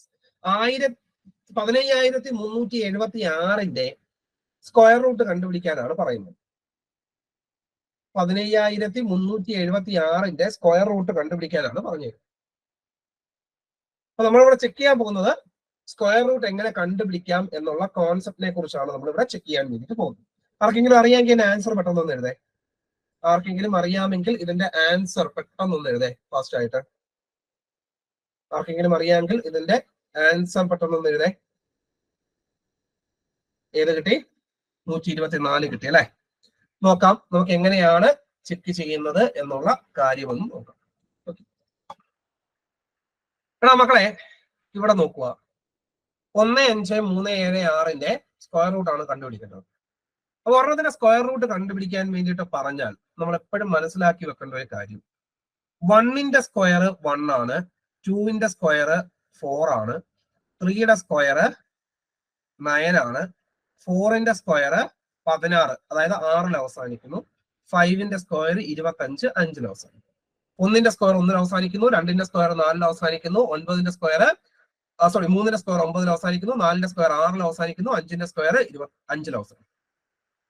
6ന്റെ square 36, 6ൽ അവസാനിക്കുന്നു. 7ന്റെ സ്ക്വയർ 49, 9ൽ അവസാനിക്കുന്നു. 8ന്റെ സ്ക്വയർ 64, 4ൽ അവസാനിക്കുന്നു. 9ന്റെ സ്ക്വയർ 81, 1ൽ അവസാനിക്കുന്നു. 10ന്റെ സ്ക്വയർ 100, 0ൽ അവസാനിക്കുന്നു. 10 വേണ്ട, നമുക്ക് 9 വരെയുള്ള മാത്രം മതി. നമുക്കറിയാം എല്ലാ സംഖ്യകളും നിർമ്മിച്ചിരിക്കുന്നത് 1 മുതൽ 0 മുതൽ 9 വരെയുള്ള നമ്പേഴ്സ് കൊണ്ടാണ് അല്ലെ? അപ്പൊ അതുകൊണ്ട് തന്നെ എല്ലാ നമ്പേഴ്സിന്റെയും സ്ക്വയറുകൾ അവസാനിക്കുന്നത് ഈ പറയുന്ന നമ്പേഴ്സിൽ ഏതെങ്കിലും ഒന്നിലായിരിക്കും. ഏതൊക്കെയാണ്? 1ലോ 4ലോ 5ലോ 6ലോ 9ലോ. ഈ നമ്പേഴ്സിൽ ഏതെങ്കിലും ഒന്നിലായിരിക്കും എല്ലാ നമ്പേഴ്സിന്റെയും സ്ക്വയർസ് അവസാനിക്കും. നമ്മളിത് പറഞ്ഞേക്കുന്നത് 15,376ന്റെ സ്ക്വയർ റൂട്ട് കണ്ടുപിടിക്കാനാണ്. കണ്ടുപിടിക്കാൻ ഈസി മെത്തേഡാണ്. ലാസ്റ്റത്തെ 2 ഡിജിറ്റ് അങ്ങ് എടുക്കുക. ലാസ്റ്റത്തെ 2 ഡിജിറ്റ് 76 അവസാനിക്കുന്നത് 6ലാണ്. നമുക്കറിയാം ഏതൊക്കെ നമ്പേഴ്സിന്റെ സ്ക്വയർ ആണ് 6ൽ അവസാനിക്കുന്നത്? 4ന്റെ സ്ക്വയറും 6ൽ അവസാനിക്കുന്നു, 6ന്റെ സ്ക്വയറും 6ൽ അവസാനിക്കുന്നു അല്ലെ. അപ്പൊ മനസ്സിലായി, ഇതിന്റെ സ്ക്വയർ റൂട്ട് എടുത്തു കഴിഞ്ഞാൽ ആ കിട്ടുന്ന നമ്പറിന്റെ യൂണിറ്റ് ഡിജിറ്റ് ഒന്നെങ്കിൽ 4 ആകാം, അല്ലെങ്കിൽ 6 ആകാം. ഇങ്ങനെ അസെൻഡിങ് ഓർഡറിൽ തന്നെ നിങ്ങൾ എഴുതാൻ വേണ്ടിയിട്ട് നോക്കുക. ആദ്യം ചെറിയ വാല്യൂ എഴുതുക, അതിനുശേഷം വലിയ വാല്യൂ എഴുതുക. അതായത് 15376 എന്ന് പറയുന്ന നമ്പറിന്റെ സ്ക്വയർ റൂട്ട് എടുക്കുമ്പോൾ കിട്ടുന്ന ആ നമ്പർ ഒന്നെങ്കിൽ അവസാനിക്കുന്നത് 4ലാണ്, അല്ലെങ്കിൽ അവസാനിക്കുന്നത് 6ലാണ്. ഏതിലാണെന്ന് നമുക്കറിയത്തില്ല. ഇനി തൊട്ട് ഇപ്പുറത്ത് കിടക്കുന്ന നമ്പറാണ് നമുക്ക് വേണ്ടത്. ഒരു നമ്പർ ആകാം, അല്ലെങ്കിൽ ഒരു സെറ്റ് ഓഫ് നമ്പേഴ്സ് ആകാം. ബാക്കി ഇനിയുള്ള നമ്പർ ഏതാണ്? 153 ആണ് അല്ലെ. ഇതാണ് 153. 153 എന്ന് പറയുന്ന ഈ ഒരു സംഖ്യ ഏതൊക്കെ പെർഫെക്റ്റ് സ്ക്വയേഴ്സിനിടയിൽ കിടക്കുന്നു എന്ന് നോക്കൂ. 153 എന്ന് പറയുന്നത് ഏതൊക്കെ പെർഫെക്റ്റ് സ്ക്വയേഴ്സിനിടയിൽ കിടക്കുന്നു? 12 സ്ക്വയർ ആയ 144നും 13 സ്ക്വയർ ആയിട്ടുള്ള 169നും ഇടയിലാണ് എന്ത് കിടക്കുന്നത്? 153 കിടക്കുന്നത്. എന്താണ്? ആദ്യം നമ്മൾ അവസാനത്തെ 2 ഡിജിറ്റായ 76നെ അങ്ങോട്ട് മാറ്റി 6ലാണ് അവസാനിക്കുന്നത്. അതുകൊണ്ട് 6ൽ അവസാനിക്കുന്നത് കൊണ്ട് സ്ക്വയർ റൂട്ട് എടുത്തപ്പോൾ എനിക്ക് ഒന്നെങ്കിൽ കിട്ടുന്ന നമ്പറിന്റെ യൂണിറ്റ് ഡിജിറ്റ് 4 ആകാം, അല്ലെങ്കിൽ 6 ആകാം. അതെങ്ങനെ മനസ്സിലായി നോക്കുക. 4 സ്ക്വയർ 16, 6ൽ അവസാനിക്കുന്നു. 6ന്റെ സ്ക്വയറും 6ൽ അവസാനിക്കുന്നു. അപ്പോ പിന്നെ എടുക്കേണ്ട എന്താണ്? നമ്മൾ ബാക്കി വിട്ട 153 അത് ഏതൊക്കെ പെർഫെക്റ്റ് സ്ക്വയേഴ്സിനിടയിൽ കിടക്കുന്നു എന്ന് നോക്കുക. 153 12 സ്ക്വയർ ആയ 144ന്റെയും 13 സ്ക്വയർ ആയ 169ന്റെയും ഇടയിൽ കിടക്കുന്നു. അപ്പൊ 153നേക്കാട്ടിലും ചെറിയ നമ്പർ 144, അതിന്റെ റൂട്ട് 12. അപ്പൊ ഇവിടെ ഏത് വരും? 12 വരും. എന്താണ്? 153നേക്കാട്ടിലും ചെറിയ നമ്പർ 144, അതിന്റെ സ്ക്വയർ റൂട്ട് 12. അപ്പൊ 12 ഇതാ ഇവിടെ എഴുതി. പിന്നെ വേണ്ടത് യൂണിറ്റ് ഡിജിറ്റിൽ 4 ആണോ 6 ആണോ? അതാണ് നമുക്ക് ഡൗട്ട്. യൂണിറ്റ് ഡിജിറ്റ് 6 ആണോ 4 ആണോ? ഇനി നമ്മൾ നോക്കേണ്ടത് ഈ 153നോട് അടുത്ത് കിടക്കുന്ന നമ്പർ ഏതാണ്? 144 ആണോ 169 ആണോ എന്ന് നോക്കുക. 153ൽ നിന്നും 169ലേക്ക് 16ന്റെ ദൂരമുണ്ട്. 153ൽ നിന്നും 144ലേക്കോ 9ന്റെ ദൂരം മാത്രമേ ഉള്ളൂ. അപ്പൊ ദൂരക്കുറവ് എങ്ങോട്ടേക്കാ? 144ലേക്ക്. 144 കിടക്കുന്നത് എവിടെയാണ്? മോളിലാണ്. മോളിൽ കിടക്കുന്നത് ഇവിടെ ഏതാണ്? 4ആണ്. അപ്പം ഏതാണ് സ്ക്വയർ റൂട്ട്? 124. ഓപ്ഷൻ നമ്പർ 3 ആണ് ശരിയായിട്ടുള്ള ഉത്തരം. ഏതാണ്? ഓപ്ഷൻ നമ്പർ 3 ആണ് ശരിയായിട്ടുള്ള ഉത്തരം. ക്ലിയർ ആണോ? കോൺസെപ്റ്റ് ക്ലിയർ ആണോടെ? നിങ്ങളെ കോൺസെപ്റ്റ് മനസ്സിലായോ? ഡൗട്ട് ഉണ്ടോ? ഓക്കെ ആണോ? എല്ലാവർക്കും മനസ്സിലായോ? സ്ക്വയർ റൂട്ട് കണ്ടുപിടിക്കാനുള്ള ഈസി മെത്തേഡ് മനസ്സിലായോ? ക്ലിയർ ആണോടെ എല്ലാവർക്കും? പെട്ടെന്ന് കമന്റ് ഇട്ടേ, പെട്ടെന്ന് കമന്റ് ഇട്ടേ എന്ന് ഫസ്റ്റ് ആയിട്ട്. പെട്ടെന്ന് കമന്റ് ഇടണം ഫസ്റ്റ് ആയിട്ട്. ക്ലിയർ ആണോ എല്ലാവർക്കും? ഇതാണ് സ്ക്വയർ റൂട്ട് കണ്ടുപിടിക്കാൻ വേണ്ടിയിട്ടുള്ള ഏറ്റവും സിമ്പിൾ ആയിട്ടുള്ള മെത്തേഡ്. ആദ്യത്തെ 2 ഡിജിറ്റ് മാറ്റി എടുക്കുക, അവസാനിക്കുന്ന നമ്പർ ഏതാണെന്ന് നോക്കുക. ആ പർട്ടിക്കുലർ നമ്പർ അവസാനിക്കുന്നതിനകത്തിൽ ഏതൊക്കെ പെർഫെക്റ്റ് സ്ക്വയേഴ്സിന്റെ സ്ക്വയർ എടുക്കുമ്പോഴാണ് അതിനകത്ത് അവസാനിക്കുന്നതെന്ന് നോക്കുക. ആ നമ്പേഴ്സ് ആയിരിക്കും അവിടെ എന്ത് വരുന്നത്? യൂണിറ്റ് ഡിജിറ്റിൽ വരുന്നത്. ബാക്കിയുള്ള നമ്പേഴ്സ് ഏതൊക്കെ പെർഫെക്റ്റ് സ്ക്വയറുകൾക്കിടയിൽ കിടക്കുന്നു നോക്കുക. ഈ സ്റ്റെപ്പ് അങ്ങോട്ട് ഫോളോ ചെയ്യുക. ഇതാണ് സ്ക്വയർ റൂട്ട് കണ്ടുപിടിക്കാൻ വേണ്ടിയിട്ടുള്ള ഏറ്റവും സിംപ്ലസ്റ്റ് ആയിട്ടുള്ള മെത്തേഡ്. നിങ്ങൾക്ക് ഏത് നമ്പേഴ്സിനകത്തിൽ വേണമെങ്കിലും നിങ്ങൾക്ക് ഇത് അപ്ലൈ ചെയ്ത് നോക്കാം. വളരെ ഫാസ്റ്റ് ആയിട്ട് 5 അല്ലെങ്കിൽ 10 സെക്കൻഡിനുള്ളിൽ നമുക്ക് സ്ക്വയർ റൂട്ട് കണ്ടുപിടിക്കാൻ പറ്റും. ഇല്ലായിരുന്നുവെങ്കിൽ നമ്മൾ പ്രൈം ഫാക്ടറൈസേഷൻ ചെയ്ത് ഒരു പരുവായത് 2 മിനിറ്റ് എടുത്താലും 3 മിനിറ്റ് എടുത്താലും നമുക്ക് ഇതിന്റെ ആൻസർ കിട്ടത്തില്ല. ഈ ഒരു ആൻസർ നമുക്ക് ഒരു 10 സെക്കൻഡ് മാക്സിമം ഒരു 10 സെക്കൻഡിനുള്ളിൽ നമുക്ക് ഇതിന്റെ ആൻസർ നമുക്ക് കണ്ടുപിടിക്കാൻ വേണ്ടിയിട്ട് പറ്റും. ഇതാണ് അത് കണ്ടുപിടിക്കാൻ വേണ്ടിയിട്ടുള്ള ഷോർട്ട് കട്ട് മെത്തേഡ് എന്ന് പറയുന്നത്. ക്ലിയർ ആണല്ലോ? അടുത്തത് പാർട്ട്ണർഷിപ്പുമായിട്ട് ബന്ധപ്പെട്ടിട്ടുള്ള ഒരു ചോദ്യമാണ്. ഓക്കെ, ആർക്കെങ്കിലും അറിയാമെങ്കിൽ ആൻസർ പെട്ടെന്ന് എഴുതേ. മക്കളേതാ ഇവിടെ ശ്രദ്ധിക്കണം. അറിയാവുന്നവർ എഴുതുക, അറിയാത്തവർ ഇങ്ങോട്ട് ശ്രദ്ധിക്കുക. 2 ആൾക്കാരുണ്ട്, ഉമറുമുണ്ട്, അവിനാഷുമുണ്ട്.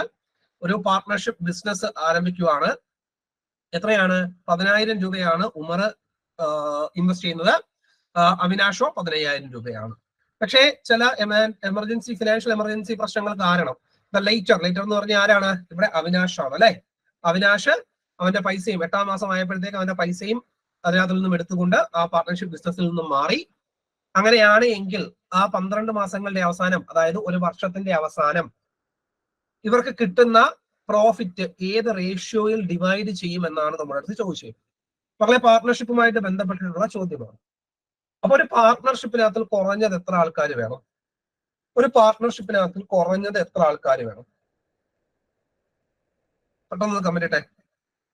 ഒരു 2 പേര് വേണം അല്ലെ? ഇന്ത്യയിലെ നിയമങ്ങൾ അനുസരിച്ചിട്ട് പാർട്ട്ണർഷിപ്പിൽ മാക്സിമം എത്ര പേർക്ക് വരെ വരാം? ഒരു പാർട്ട്ണർഷിപ്പ് ബിസിനസ്സിൽ, പാർട്ട്ണർഷിപ്പ് ഡീലിന്റെ അടിസ്ഥാനത്തിലുള്ള പാർട്ട്ണർഷിപ്പ് ബിസിനസ്സിൽ മാക്സിമം എത്ര ആൾക്കാർക്ക് വരാം ജോയിന്റ് ആകാം? ഇതായിട്ട് ചോദിക്കുന്നതാണ്, ഒരു ജനറൽ നോളജ് ആയിട്ട് ചോദിക്കുന്നതാണ്. എത്ര പേർക്ക് വരെ ഒരു പാർട്ട്ണർഷിപ്പ് ബിസിനസ്സിനകത്ത് അക്കോർഡിംഗ് ടു പാർട്ട്ണർഷിപ്പ് ഡീൽ എത്ര പേർക്ക് വരെ അതിനകത്ത് ജോയിൻ ചെയ്യാം? 50 പേർക്ക് വരെയാണ്. ഓക്കെ, അപ്പോ ഇവിടെ നോക്കടാ. അപ്പോ 2 ആൾക്കാരുണ്ട്, എയും ഉണ്ട് ബിയും ഉണ്ട്. 2 അല്ല, 2 കൂടുതൽ ആൾക്കാരെ ആയിക്കോളും. എയും ഉണ്ട് ബിയും ഉണ്ട്. അപ്പൊ 2 പേരുടെ വെച്ച് കാര്യം മാത്രം പറയാം. അവരുടെ ഇൻവെസ്റ്റ്മെന്റിന്റെ റേഷ്യോ P1-ഉം P2-ഉം ആണ് എന്ന് വിചാരിക്കും. അവരുടെ ഇൻവെസ്റ്റ്മെന്റിന്റെ റേഷ്യോ എത്രയാണ്? P1-ഉം P2-ഉം ആണ്. അവർ ഇൻവെസ്റ്റ് ചെയ്യുന്ന ടൈം T1-ഉം T2-ഉം ആണ് എന്ന് വിചാരിക്കും. എന്താണ്? 2 ആൾക്കാരുണ്ട്, എയും ബിയും. അവരുടെ ഇൻവെസ്റ്റ്മെന്റിന്റെ റേഷ്യോ P1-ഉം P2-ഉം ആണ്. ടൈമിന്റെ റേഷ്യോ T1-ഉം T2-ഉം ആണ് എങ്കിൽ, അത് ഇൻവെസ്റ്റ് ചെയ്യുന്ന ടൈമിന്റെ റേഷ്യോ T1-ഉം T2-ഉം ആണ് എങ്കിൽ, മക്കളെ അവരുടെ പ്രോഫിറ്റ് ഡിവൈഡ് ചെയ്യുന്നത് ഏത് റേഷ്യോയിലാണ് എന്ന് ചോദിച്ചു കഴിഞ്ഞാൽ P1 T1 is to P2 T2 എന്ന് പറയുന്ന റേഷ്യോ. അവരുടെ പ്രോഫിറ്റ് ഡിവൈഡ് ചെയ്യുന്നത് ഏത് റേഷ്യോയിലാണ്? P1 T1 is to P2 T2 എന്ന് പറയുന്ന റേഷ്യോയിലാണ് അവരുടെ പ്രോഫിറ്റ് ഡിവൈഡ് ചെയ്യുന്നത്. 2 ആൾക്കാരുണ്ട്, 2 അല്ലെങ്കിൽ 3 ആൾക്കാരായിക്കോട്ടെ, 4 ആൾക്കാരായിക്കോട്ടെ, എത്രയായിക്കൊള്ളട്ടെ, അവര് ഇൻവെസ്റ്റ് ചെയ്യുന്ന റേഷ്യോ P1 P2 ആണ്. അവരുടെ ടൈമിന്റെ റേഷ്യോ T1 T2 ആണ് എങ്കിൽ അവരുടെ പ്രോഫിറ്റ് ഡിവൈഡ് ചെയ്യുന്ന ratio P1 T1 is to P2 T2 എന്ന് പറയുന്ന റേഷ്യോയിലായിരിക്കും ഡിവൈഡ് ചെയ്യുന്നത്. മക്കളെ ഇവിടെ ശ്രദ്ധിക്കുക, ഉമറുമുണ്ട് അവിനാഷുമുണ്ട്. ഉമർ എത്രയാണ്? അവരുടെ ഉമറിന്റെ ഇൻവെസ്റ്റ്മെന്റ് എന്ന് പറയുന്നത് 10,000 ആണ് അല്ലെ? ഉമറിന്റെ ഇൻവെസ്റ്റ്മെന്റ് 10,000. അതേപോലെ തന്നെ അവിനാഷിന്റെ ഇൻവെസ്റ്റ്മെന്റ് 15,000. അവിനാഷിന്റെ ഇൻവെസ്റ്റ്മെന്റ് എത്രയാണ്? 15,000. ദാറ്റ് ഈസ് ഇൻവെസ്റ്റ്മെന്റിന്റെ റേഷ്യോ എന്ന് പറയുന്നത് ഒരു 5,000 വെച്ച് ക്യാൻസൽ ചെയ്യുമ്പോൾ എത്ര കിട്ടും? 2:3 എന്ന് കിട്ടും അല്ലെ? ഇൻവെസ്റ്റ്മെന്റിന്റെ റേഷ്യോ എത്ര കിട്ടും? 2:3. ഇനി അവരുടെ ടൈം പീരീഡിന്റെ റേഷ്യോ എന്താണ്? ടൈം പീരീഡിന്റെ റേഷ്യോ. മക്കളെ ഇവിടെ നോക്കുക, ടൈം പീരീഡ് എന്ന് പറഞ്ഞു കഴിഞ്ഞാൽ ഉമർ മൊത്തം ആ 12 മാസം അതിനകത്തുണ്ടായിരുന്നു. 12:2. എന്നാൽ അവിനാഷ് 8 മാസം കഴിഞ്ഞപ്പം പണം പിൻവലിച്ചുകൊണ്ട് പോയെന്ന് പറഞ്ഞു അല്ലെ? അപ്പം 8 ആണ്. സോ അവരുടെ ടൈമിന്റെ റേഷ്യോ എത്രയാടാ? ഒരു 4 വെച്ച് ക്യാൻസൽ ചെയ്യുമ്പോൾ 3:2 ആണ് അല്ലെ? ഇനി നമുക്ക് എന്താണ്? അവരുടെ പ്രോഫിറ്റിന്റെ റേഷ്യോ ആണ്. എന്ത് ചെയ്യുക? 3-ഉം 2-ഉം കൂടെ മൾട്ടിപ്ലൈ ചെയ്യുക. എത്രയാണ്? 6 3-ഉം 2-ഉം കൂടെ മൾട്ടിപ്ലൈ ചെയ്യുക 6. That is 66. That is 1:1 ratio. അപ്പൊ ഏത് റേഷ്യോയിലാണ് അവര് ഡിവൈഡ് ചെയ്യുന്നത്? 1:1 റേഷ്യോയിലാണ് അവര് ആ പ്രോഫിറ്റ് ഡിവൈഡ് ചെയ്യുന്നത്. കോൺസെപ്റ്റ് മനസ്സിലായോ? ഏത് റേഷ്യോയിലായിരിക്കും? 1:1 റേഷ്യോയിലായിരിക്കും അവരുടെ പ്രോഫിറ്റ് ഡിവൈഡ് ചെയ്യുന്നത്. കോൺസെപ്റ്റ് ക്ലിയർ ആണോ? പെട്ടെന്ന് കമന്റ് ഇട്ടെ. പാർട്ട്ണർഷിപ്പ് പല പരീക്ഷകൾക്കും ചോദിച്ചു വരുന്നതാണ്. റെയിൽവേ എക്സാംസിലൊക്കെ സ്ഥിരം ചോദിച്ചു വരുന്നതാണ്. പാർട്ട്ണർഷിപ്പ് ബേസ്ഡ് ആയിട്ടുള്ള ഒരു ക്വസ്റ്റൻ എങ്കിലും നമുക്ക് അതിനകത്ത് നിന്ന് കാണാൻ പറ്റും പല എക്സാമുകൾക്കും. പാർട്ട്ണർഷിപ്പിന്റെ കോൺസെപ്റ്റ് ക്ലിയർ ആണോ? ഡൗട്ട് ഉണ്ടോടെ? ഓക്കെ ആണോ? Any doubts? അപ്പൊ നിങ്ങൾ ഇൻവെസ്റ്റ്മെന്റ് എടുക്കുമ്പോൾ തന്നെ അതിനെ റേഷ്യോ ആക്കി മാറ്റാൻ പറ്റുമെങ്കിൽ അപ്പോൾ തന്നെ നിങ്ങൾ റേഷ്യോ ആക്കി മാറ്റാൻ നോക്കുക. കാരണം നമ്പർ കൂടുന്തോറും കാൽക്കുലേഷൻ കുറച്ചും കൂടെ ഒന്ന് ഡിഫിക്കൽറ്റി ആകും. അതുകൊണ്ട് ഇൻവെസ്റ്റ്മെന്റ് എഴുതുമ്പോൾ തന്നെ അതിന്റെ റേഷ്യോ ആയിട്ട് മാറ്റി എഴുതുക. ടൈം എഴുതുമ്പോൾ തന്നെ അതിന്റെ റേഷ്യോ ആയിട്ട് മാറ്റി എഴുതുക. അതാകുമ്പോഴത്തേക്കും നിങ്ങൾക്ക് ചെറിയ നമ്പർ ആയിരിക്കും. ക്യാൻസൽ ചെയ്യാനാണെങ്കിലോ അല്ലെങ്കിൽ മൾട്ടിപ്ലൈ ചെയ്യാനാണെങ്കിലോ കുറച്ചും കൂടെ ഈസി ആയിരിക്കും. ക്ലിയർ ആണല്ലോ? കോൺസെപ്റ്റ് മനസ്സിലായോ എല്ലാവർക്കും? പെട്ടെന്ന് കമന്റ് ഇട്ടെ. ഒരാൾ മാത്രമേ ഉള്ളൂ ക്ലാസ്സില്? പെട്ടെന്ന് കമന്റ് ഇട്ട് പോടെ. ക്ലിയർ ആണല്ലോ? ഓക്കെ ആണല്ലോ? ഇതാണ് പാർട്ട്ണർഷിപ്പിന്റെ കോൺസെപ്റ്റ്. ഇതൊന്ന് ചെയ്യാൻ പറ്റുന്നുണ്ടോ നോക്കേ. The ratio of number of blue to red ball in a bag is constant. അതായത് ഒരു ബാഗിനകത്തിലുള്ള ബ്ലൂ ബോളിന്റെയും റെഡ് ബോളിന്റെയും റേഷ്യോ കോൺസ്റ്റന്റ് ആണ്. 45 റെഡ് ബോൾസ് ആണ് ഉള്ളതെങ്കിൽ നമ്പർ ഓഫ് ബ്ലൂ ബോൾസ് എന്ന് പറയുന്നത് 36 ആണ്. ഇനി ബാഗിനകത്തിൽ 54 ബ്ലൂ ബോൾസ് ആണ് എങ്കിൽ റെഡ് ബോളുകളുടെ എണ്ണം എത്രയാണെന്നാണ് നമ്മൾ ചോദിച്ചത്. പെട്ടെന്നൊന്ന് ചെയ്തേടെ. റേഷ്യോയുമായിട്ട് ബന്ധപ്പെട്ടിട്ടുള്ള ചോദ്യം ചെയ്യാൻ പറ്റുന്നുണ്ടോ നോക്കിയൊന്ന്. ഓക്കെ, നമുക്ക് ഇവിടെ ശ്രദ്ധിക്കുക. ഒരു ബാഗിനകത്ത് എന്തൊക്കെയുണ്ട്? റെഡ് ബോളുകളുമുണ്ട്, ബ്ലൂ ബോൾസും ഉണ്ട്. റെഡ് ബോളും ഉണ്ട്, ബ്ലൂ ബോളും ഉണ്ട്. ഇതിന്റെ രണ്ടിന്റെ റേഷ്യോ എപ്പോഴും കോൺസ്റ്റന്റ് ആണ്. റേഷ്യോ എന്താണ്? എപ്പോഴും കോൺസ്റ്റന്റ് ആണ്. അതായത് ഇവിടെ നോക്കണേ, ഇതിനകത്ത് 44 റെഡ് ബോൾ ഉണ്ട് എങ്കിൽ 36 എന്തുകൊണ്ട്? ബ്ലൂ ബോൾസും ഉണ്ട്. എന്താണ്? 46 റെഡ് ബോൾസ് ഉണ്ട് എങ്കിൽ 36 ബ്ലൂ ബോൾസ് ഉണ്ട്. അങ്ങനെയാണ് എങ്കിൽ നമ്മളത് ചോദിച്ചിരിക്കുന്ന ചോദ്യം ഇതാണ്. അങ്ങനെയാണ് എങ്കിൽ നമ്മളത് ചോദിച്ചിരിക്കുന്ന ചോദ്യം ഇതാണ്: 54 ബ്ലൂ ബോൾസ് ആണ് ഉള്ളതെങ്കിൽ, എന്താണ്? 54 ബ്ലൂ ബോൾസ് ആണ് ഉള്ളതെങ്കിൽ നമ്പർ ഓഫ് റെഡ് ബോൾസ് കണ്ടുപിടിക്കാനാണ് പറയുന്നത്. ലെറ്റ്, എനിക്ക് അറിയത്തില്ല, അതുകൊണ്ട് അതിനെ ഞാൻ എക്സ് എന്ന് വിളിക്കുന്നു. എക്സ് എന്ന് വിളിക്കുന്നു. ഇനി പറയുന്നുണ്ട് ബ്ലൂ ബോളും റെഡ് ബോളും തമ്മിലുള്ള റേഷ്യോ എപ്പോഴും കോൺസ്റ്റന്റ് ആണ്. ബ്ലൂ ബോളും റെഡ് ബോളും തമ്മിലുള്ള റേഷ്യോ കോൺസ്റ്റന്റ് ആണെങ്കിലും റെഡ് ബോളും ബ്ലൂ ബോളും തമ്മിലുള്ള റേഷ്യോ ആണെങ്കിലും എന്തായിരിക്കും? അത് രണ്ടും കോൺസ്റ്റന്റ് ആണ്. അങ്ങോട്ടും ഇങ്ങോട്ടും മാറിപ്പോയെന്നും പറഞ്ഞിട്ട് ആ കോൺസ്റ്റന്റ് ഒന്നും മാറിപ്പോത്തില്ല. ബ്ലൂ ടു റെഡ് എടുത്താലും റെഡ് ടു ബ്ലൂ എടുത്താലും അത് കോൺസ്റ്റന്റ് റേഷ്യോ തന്നെയാണ്. ഓക്കെ, അപ്പൊ എത്രയാണ്? ഇവിടുത്തെ കേസ് എടുക്കുമ്പോൾ red to blue ball ratio എത്രയാണ്? 44/36 ആണ് അല്ലെ. ഈ കേസ് എടുക്കുമ്പോൾ എത്രയാണ്? Red to blue ball x/54 ആണ് റേഷ്യോ. ഇത് രണ്ടും എന്താണ്? സെയിം ആണെന്ന് പറയുന്നുണ്ട് അല്ലെ. അപ്പൊ നമുക്ക് എങ്ങനെ എഴുതാം? 44/36 ഈസ് ഈക്വൽ ടു x/54 ആണ്. അപ്പൊ എക്സ് എന്ന് പറയുന്നത് എങ്ങനെയാണ്? ക്രോസ് മൾട്ടിപ്ലൈ ചെയ്യുമ്പോൾ 44 × 54 ഡിവൈഡഡ് ബൈ 36 എന്ന് എഴുതാം അല്ലെ. ഇനി ഒരു 9 വെച്ച് ക്യാൻസൽ ചെയ്യാൻ നേരത്ത് എത്ര വരും? ഇവിടെ 4 വരും, ഇവിടെ എത്ര വരും? 6 വരും അല്ലെ. 9 വെച്ച് ക്യാൻസൽ ചെയ്യാൻ നേരത്ത് ഇവിടെ 4 വരും, ഇവിടെ 6 വരും. ഇവിടെ 4 വെച്ച് ക്യാൻസൽ ചെയ്യുമ്പോൾ 11. എത്രയാണ്? 66 ബോൾസ് എന്ന് കിട്ടും. ഓപ്ഷൻ നമ്പർ 1 ആണ് ശരിയായിട്ടുള്ള ഉത്തരം. ഏതാണ് മക്കളെ? ഓപ്ഷൻ നമ്പർ 1 ആണ് ശരിയായിട്ടുള്ള ഉത്തരം. കോൺസെപ്റ്റ് ക്ലിയർ ആണോ? അങ്ങനെയാണ് എങ്കിൽ ഇതൊന്ന് ചെയ്തേ. ഇതൊന്ന് ചെയ്തേടാ ഫസ്റ്റ് ആയിട്ട്. അങ്ങനെയാണ് എങ്കിൽ ഇതൊന്ന് ചെയ്തേ ഫസ്റ്റ് ആയിട്ട്. 9.5% simple interest per annum. A sum of money become 942 in 6 years. The sum initially invested was. The sum initially invested എത്രയാണ് എന്നാണ് നമ്മൾ ചോദിച്ചത്. ഓക്കെ, ഉത്തരം കിട്ടിയോ? നോക്കടാ. 9.5% simple interest per annum. A sum of money became rupees 942 in 6 years. The sum initially invested was എത്രയാണെന്നാണ് ചോദിക്കുന്നത്. എടാ, നമുക്ക് 9.5% സിമ്പിൾ ഇൻട്രസ്റ്റ് ഒരു വർഷത്തേക്ക്, ഒരു എത്രയോ എമൗണ്ട് ഇൻവെസ്റ്റ് ചെയ്തപ്പോഴത്തേക്ക് എനിക്ക് കിട്ടിയത് 942 രൂപയാണ് 6 കൊല്ലം കൊണ്ട്. അങ്ങനെയാണ് എങ്കിൽ ഇനിഷ്യലി എത്രയാണ് ഇൻവെസ്റ്റ് ചെയ്തേക്കുന്നതെന്നാണ് നമ്മുടെ അടുത്ത് ചോദിച്ചിരിക്കുന്നത്. ഇനിഷ്യലി എത്ര ഇൻവെസ്റ്റ് ചെയ്തു എന്നതാണ് നമ്മുടെ ചോദിച്ചിരിക്കുന്നത്.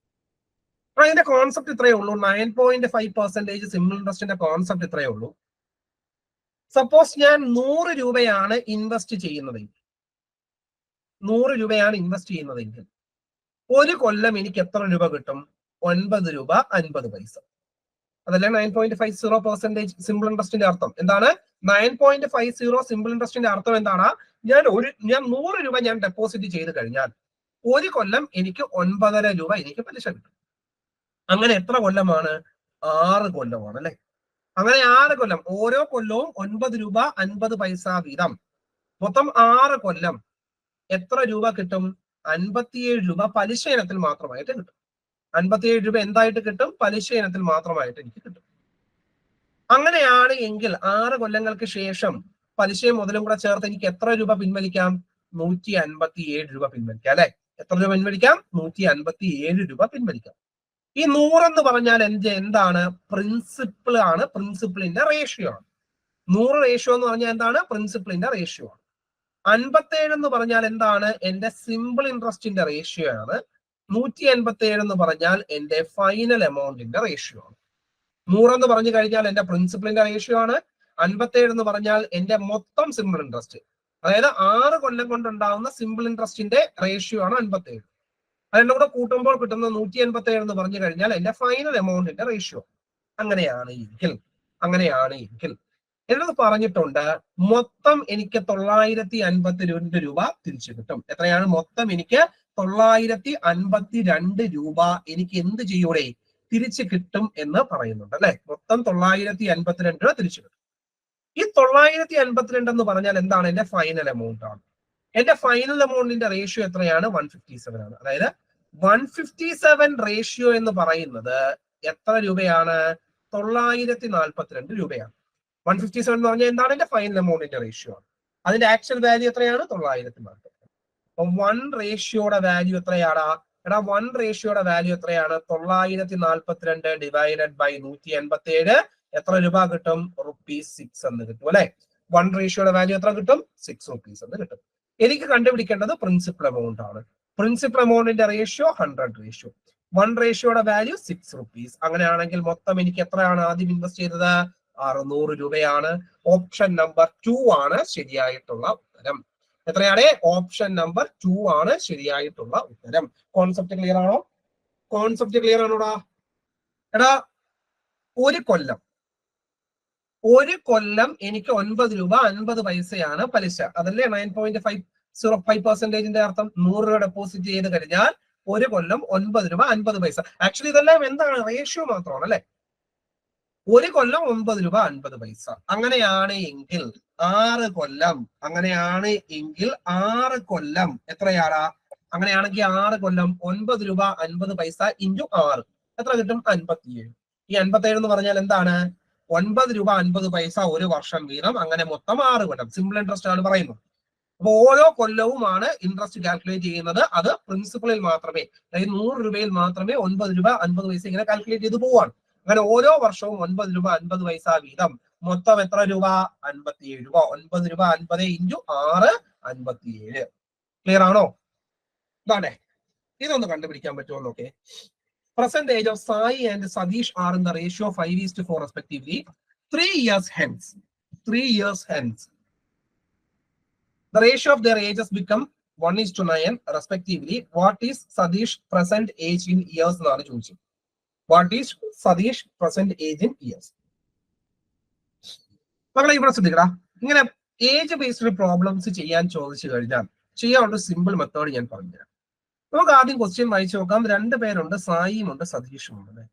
സായിയും ഉണ്ട് സതീഷും ഉണ്ട്. അതിനകത്തിൽ സായിയുടെ ഇപ്പോഴത്തെ ഏജിന്റെ റേഷ്യോ 5 ആണ്. സതീഷിന്റെ ഇപ്പോഴത്തെ ഏജിന്റെ റേഷ്യോ 4 ആണ്. 3 years hence. 3 years hence എന്ന് പറഞ്ഞാൽ എന്താണ്? 3 കൊല്ലങ്ങൾക്ക് ശേഷം. 3 years before എന്ന് പറഞ്ഞാൽ 3 കൊല്ലങ്ങൾക്ക് മുമ്പ്. 3 years hence എന്ന് പറഞ്ഞു കഴിഞ്ഞാൽ 3 കൊല്ലങ്ങൾക്ക് ശേഷം. അവരുടെ ഏജസിന്റെ റേഷ്യോ എത്രയാകുന്നു? 11:9 ആകുന്നു അല്ലെ. അങ്ങനെയാണ് എങ്കിൽ അവരുടെ പ്രസന്റ് ഏജ് എത്രയാണെന്നാണ് ചോദിച്ചത്. ഇവിടെ നോക്കിക്കഴിഞ്ഞാൽ സായിയുടെയും സതീഷിന്റെയും ഇപ്പോഴത്തെ ഏജിന്റെ റേഷ്യോ 5:4 ആണ്. അത് എത്രയായിട്ട് മാറി? 11:9 ആയിട്ട് മാറി. എങ്ങനെയാ 11:9 ആയിട്ട് മാറിയത്? 3 വർഷങ്ങൾക്ക് ശേഷം. നമ്മൾ ഓരോ കൊല്ലവും നമ്മുടെ വയസ്സ് 1 വീതം കൂടിക്കൊണ്ടിരിക്കുകയാണ് അല്ലെ. അപ്പൊ 3 വർഷം കഴിഞ്ഞപ്പോ എത്ര വയസ്സ് കൂടി? ഓരോ ആൾക്കാർക്കും 3 വയസ്സ് വീതം കൂടി. അപ്പൊ 5 റേഷ്യോയിൽ നിന്നും 11 റേഷ്യോയിലേക്ക് മാറി. എങ്ങനെ മാറി? 3 വയസ്സ് കൂടിയപ്പോൾ. ഏജ് 5 റേഷ്യോയിൽ നിന്നും 11 റേഷ്യോയിലേക്ക് മാറി. എങ്ങനെയാണ്? 3 കൊല്ലം കൂടിയപ്പോൾ, 3 വയസ്സ് കൂടിയപ്പോൾ. സതീഷിന്റെ ഏജിന്റെ റേഷ്യോ 4 റേഷ്യോയിൽ നിന്നും 9 റേഷ്യോയിലേക്ക് കൂടി. എങ്ങനെയാണ്? അവിടെയും 3 കൊല്ലം കഴിഞ്ഞു. 3 വയസ്സും കൂടെ കൂടി അല്ലെ. ഇവിടെ നമ്മുടെ വയസ്സ് വല്ലയിടത്തും ഫ്രീസായി പോകൂടെ? ഇല്ല. ഓരോ കൊല്ലം കഴിയുമ്പോഴും എന്ത് ചെയ്യും? വയസ്സ് കൂടിക്കൊണ്ടിരുന്നോളും, നമ്മൾ അറിഞ്ഞാലും അറിഞ്ഞില്ലെങ്കിലും. ഓക്കെ. അപ്പൊ എന്താണ്? 4 റേഷ്യോയിൽ നിന്നും 9 റേഷ്യോയിലേക്ക് മാറി 3 കൊല്ലം കൊണ്ട്. അതേ 3 കൊല്ലം കൊണ്ടാണ് 5 റേഷ്യോയിൽ നിന്നും 11 റേഷ്യോയിലേക്ക് മാറിയത്. കൂടുന്നത് കൊണ്ടാണ് നമ്മൾ ഇവിടെ പ്ലസ് ഇട്ടത്. കുറയുവാണെങ്കിൽ നമ്മൾ മൈനസ് ഇട്ടേക്കും. കുറച്ച് കഴിയുമ്പോൾ അങ്ങോട്ട് പോകുമ്പോൾ ഒരു പ്രോബ്ലത്തിൽ നമുക്ക് മനസ്സിലാവും. ഇനി എന്തുവാടാ ചെയ്യേണ്ടത്? ഇനി ചെയ്യണം. അപ്പൊ ആദ്യം എന്താ എഴുതുക? ഇനിഷ്യൽ റേഷ്യോ എഴുതി. അതിനുശേഷം ഫൈനൽ റേഷ്യോ എഴുതി. ആ റേഷ്യോ ചേഞ്ച് എങ്ങനെയാണ് ഉണ്ടായത് എഴുതി. 5 റേഷ്യോയിൽ നിന്നും 11 റേഷ്യോ ആയി. എങ്ങനെയാണ്? 3 വയസ്സ് കൂടിയപ്പോൾ. 4 റേഷ്യോയിൽ നിന്നും 9 റേഷ്യോ ആയി. എങ്ങനെയാണ്? 3 വയസ്സ് കൂടിയപ്പോൾ. ഇനി എന്ത് ചെയ്യണോടെ? ഇതുകൊണ്ട് ഇങ്ങോട്ടേക്ക് ക്രോസ് മൾട്ടിപ്ലൈ ചെയ്യണം. 9 × 5 45. 9 × 5 45. ഇതുകൊണ്ട് ഇങ്ങോട്ടേക്ക് മൾട്ടിപ്ലൈ ചെയ്യണം. 4 × 11 44. ഈ ഡിഫറൻസ് എടുക്കുക, 1 കിട്ടും. ഈ ഡിഫറൻസ് എടുക്കുക, 1 കിട്ടും. ഓക്കെ, ഇനി എന്ത് ചെയ്യുക? ഈ 1 എന്ന് പറഞ്ഞു കഴിഞ്ഞാൽ റേഷ്യോയാണ്. മോളിൽ വരുന്ന 1 ഓൾവേസ് എന്താണ്? റേഷ്യോ ആണ്.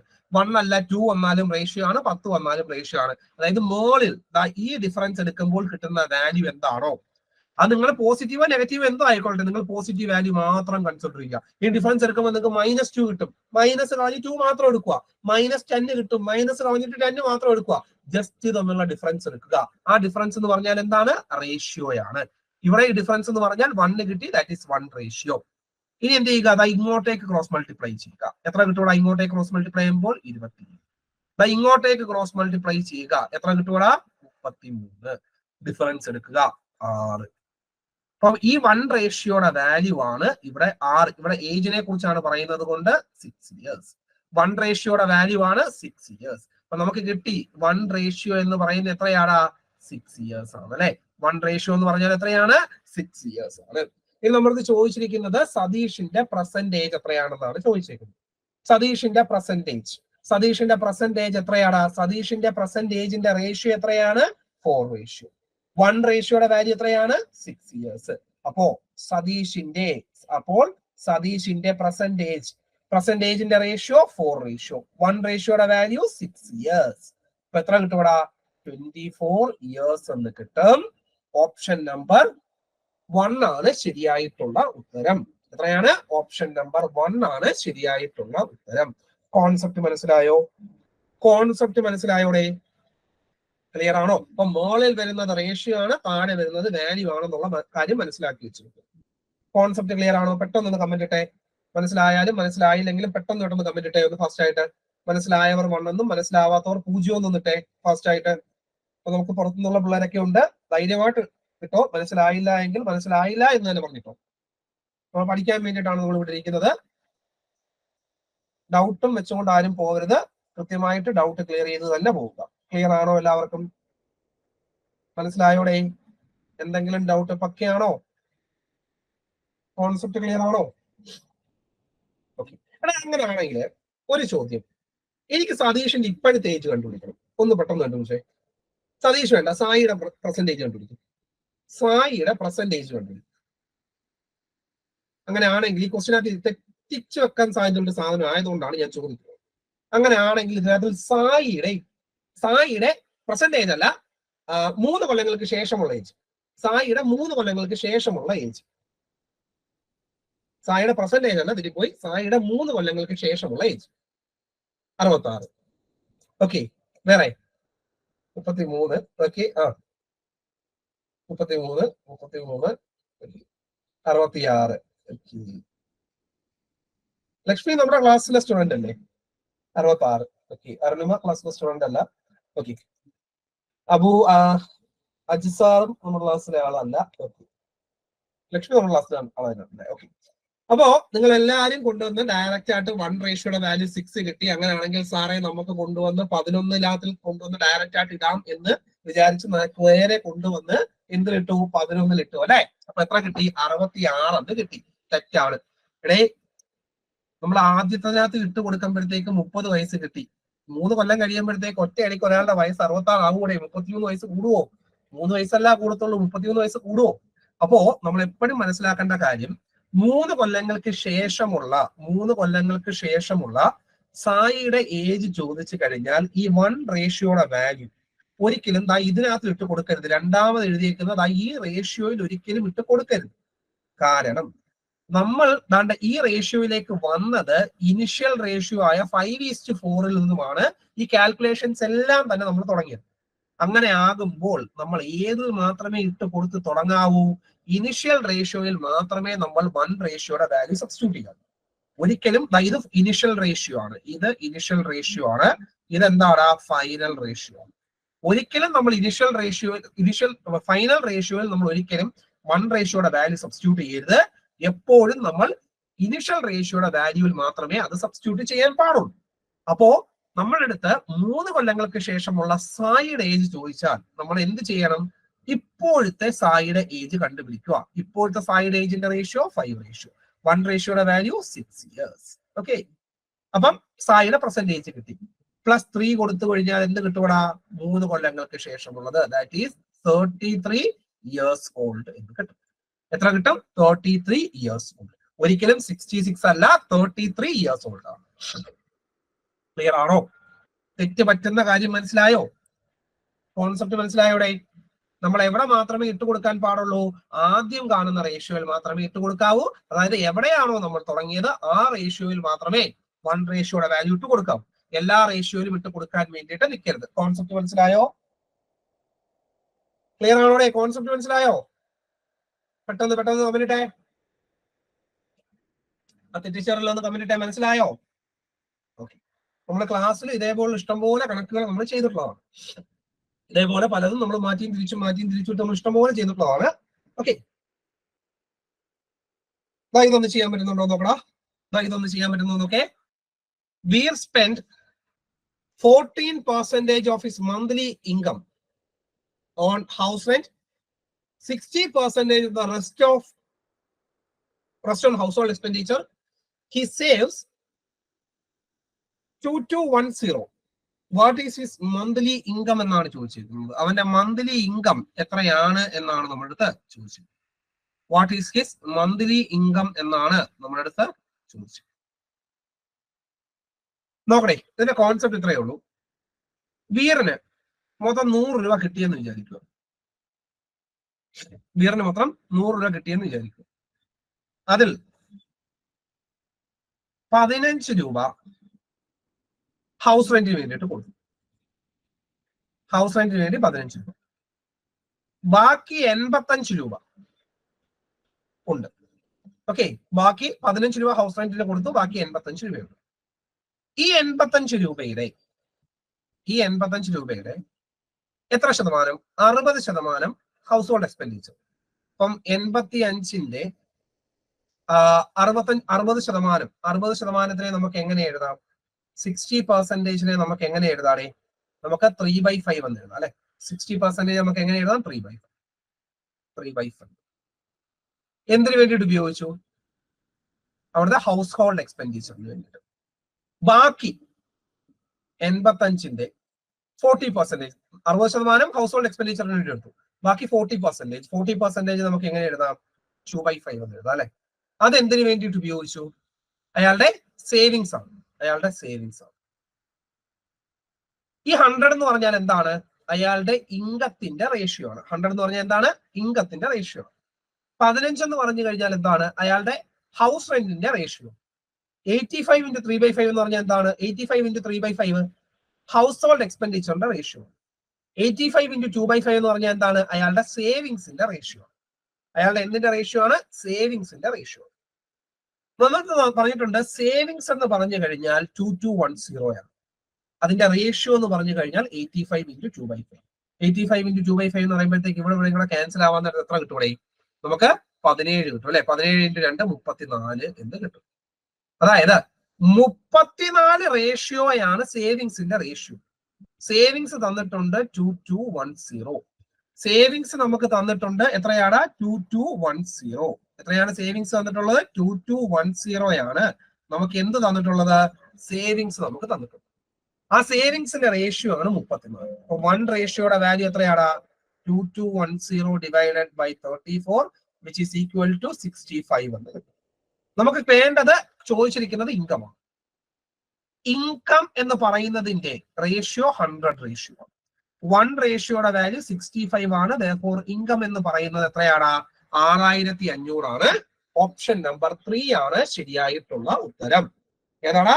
ഓപ്ഷൻ നമ്പർ 3 ആണ് ശരിയായിട്ടുള്ള ഉത്തരം. കോൺസെപ്റ്റ് മനസ്സിലായോ? കോൺസെപ്റ്റ് മനസ്സിലായോടാ പിള്ളേരെ? ഡൗട്ട് ഉണ്ടോ? ഓക്കെ ആണോ?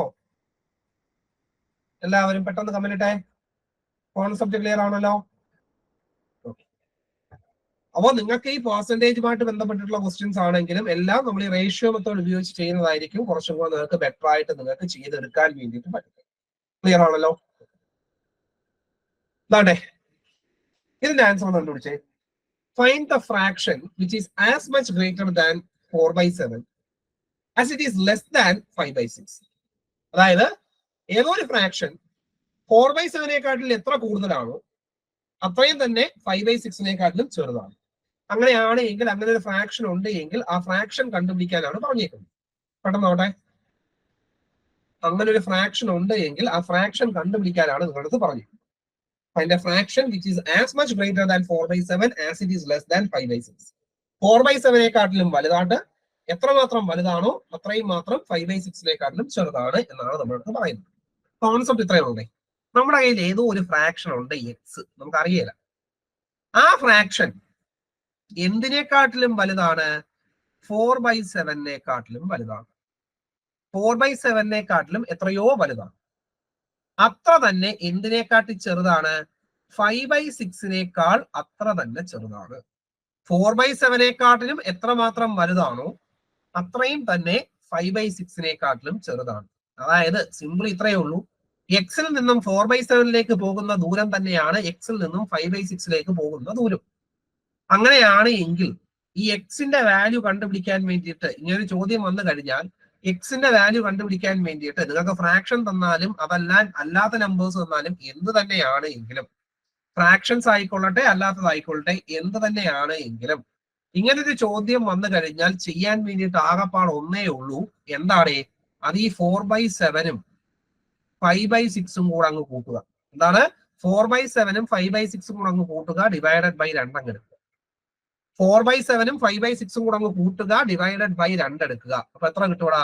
ക്രോസ് മൾട്ടിപ്ലൈ ചെയ്യുമ്പോഴത്തേക്ക് 24 + 35 divided by 42 × 2 which is equal to എത്ര കിട്ടൂടാ?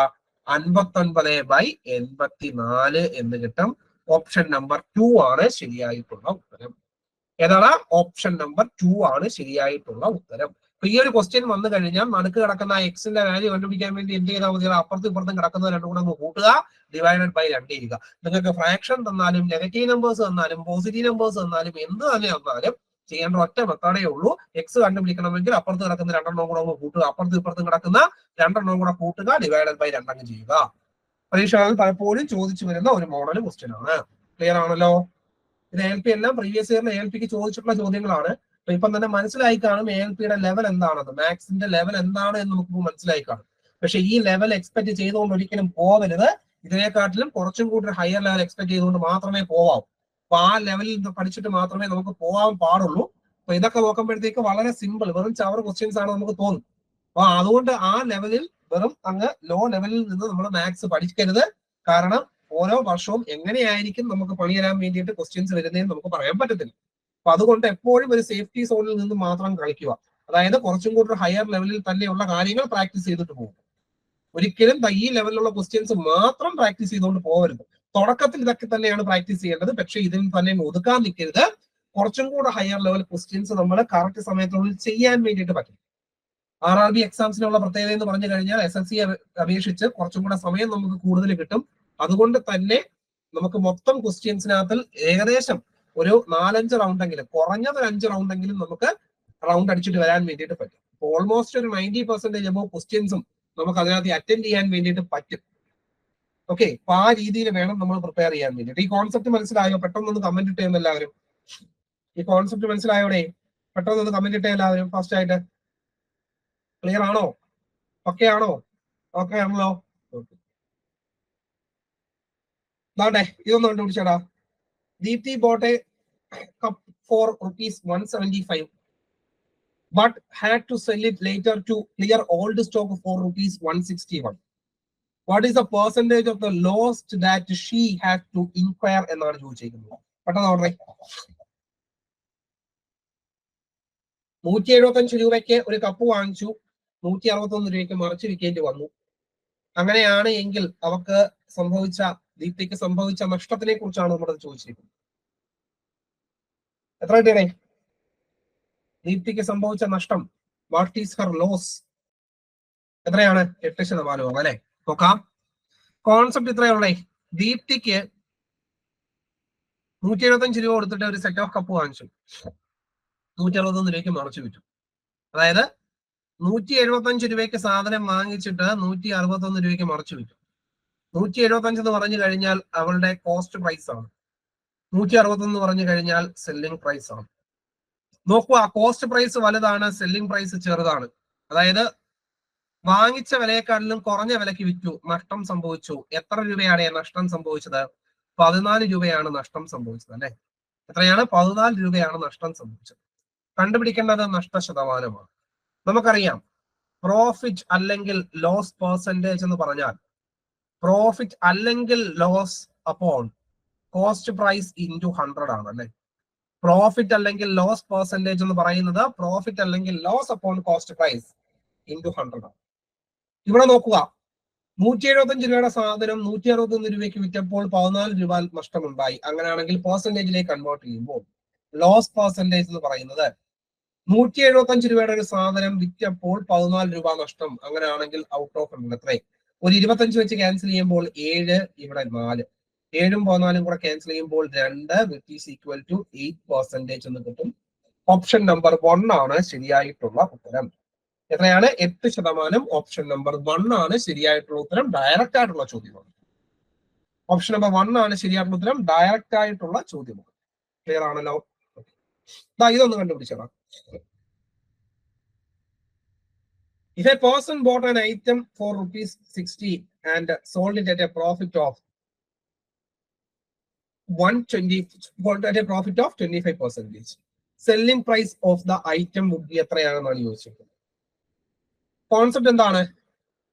25% പ്രോഫിറ്റ് എന്ന് പറഞ്ഞു കഴിഞ്ഞാൽ എന്തുവാണ് അതിനെ അർത്ഥം? 25% പ്രോഫിറ്റ് എന്ന് പറഞ്ഞു കഴിഞ്ഞാൽ എന്താണ് അതിനർത്ഥം?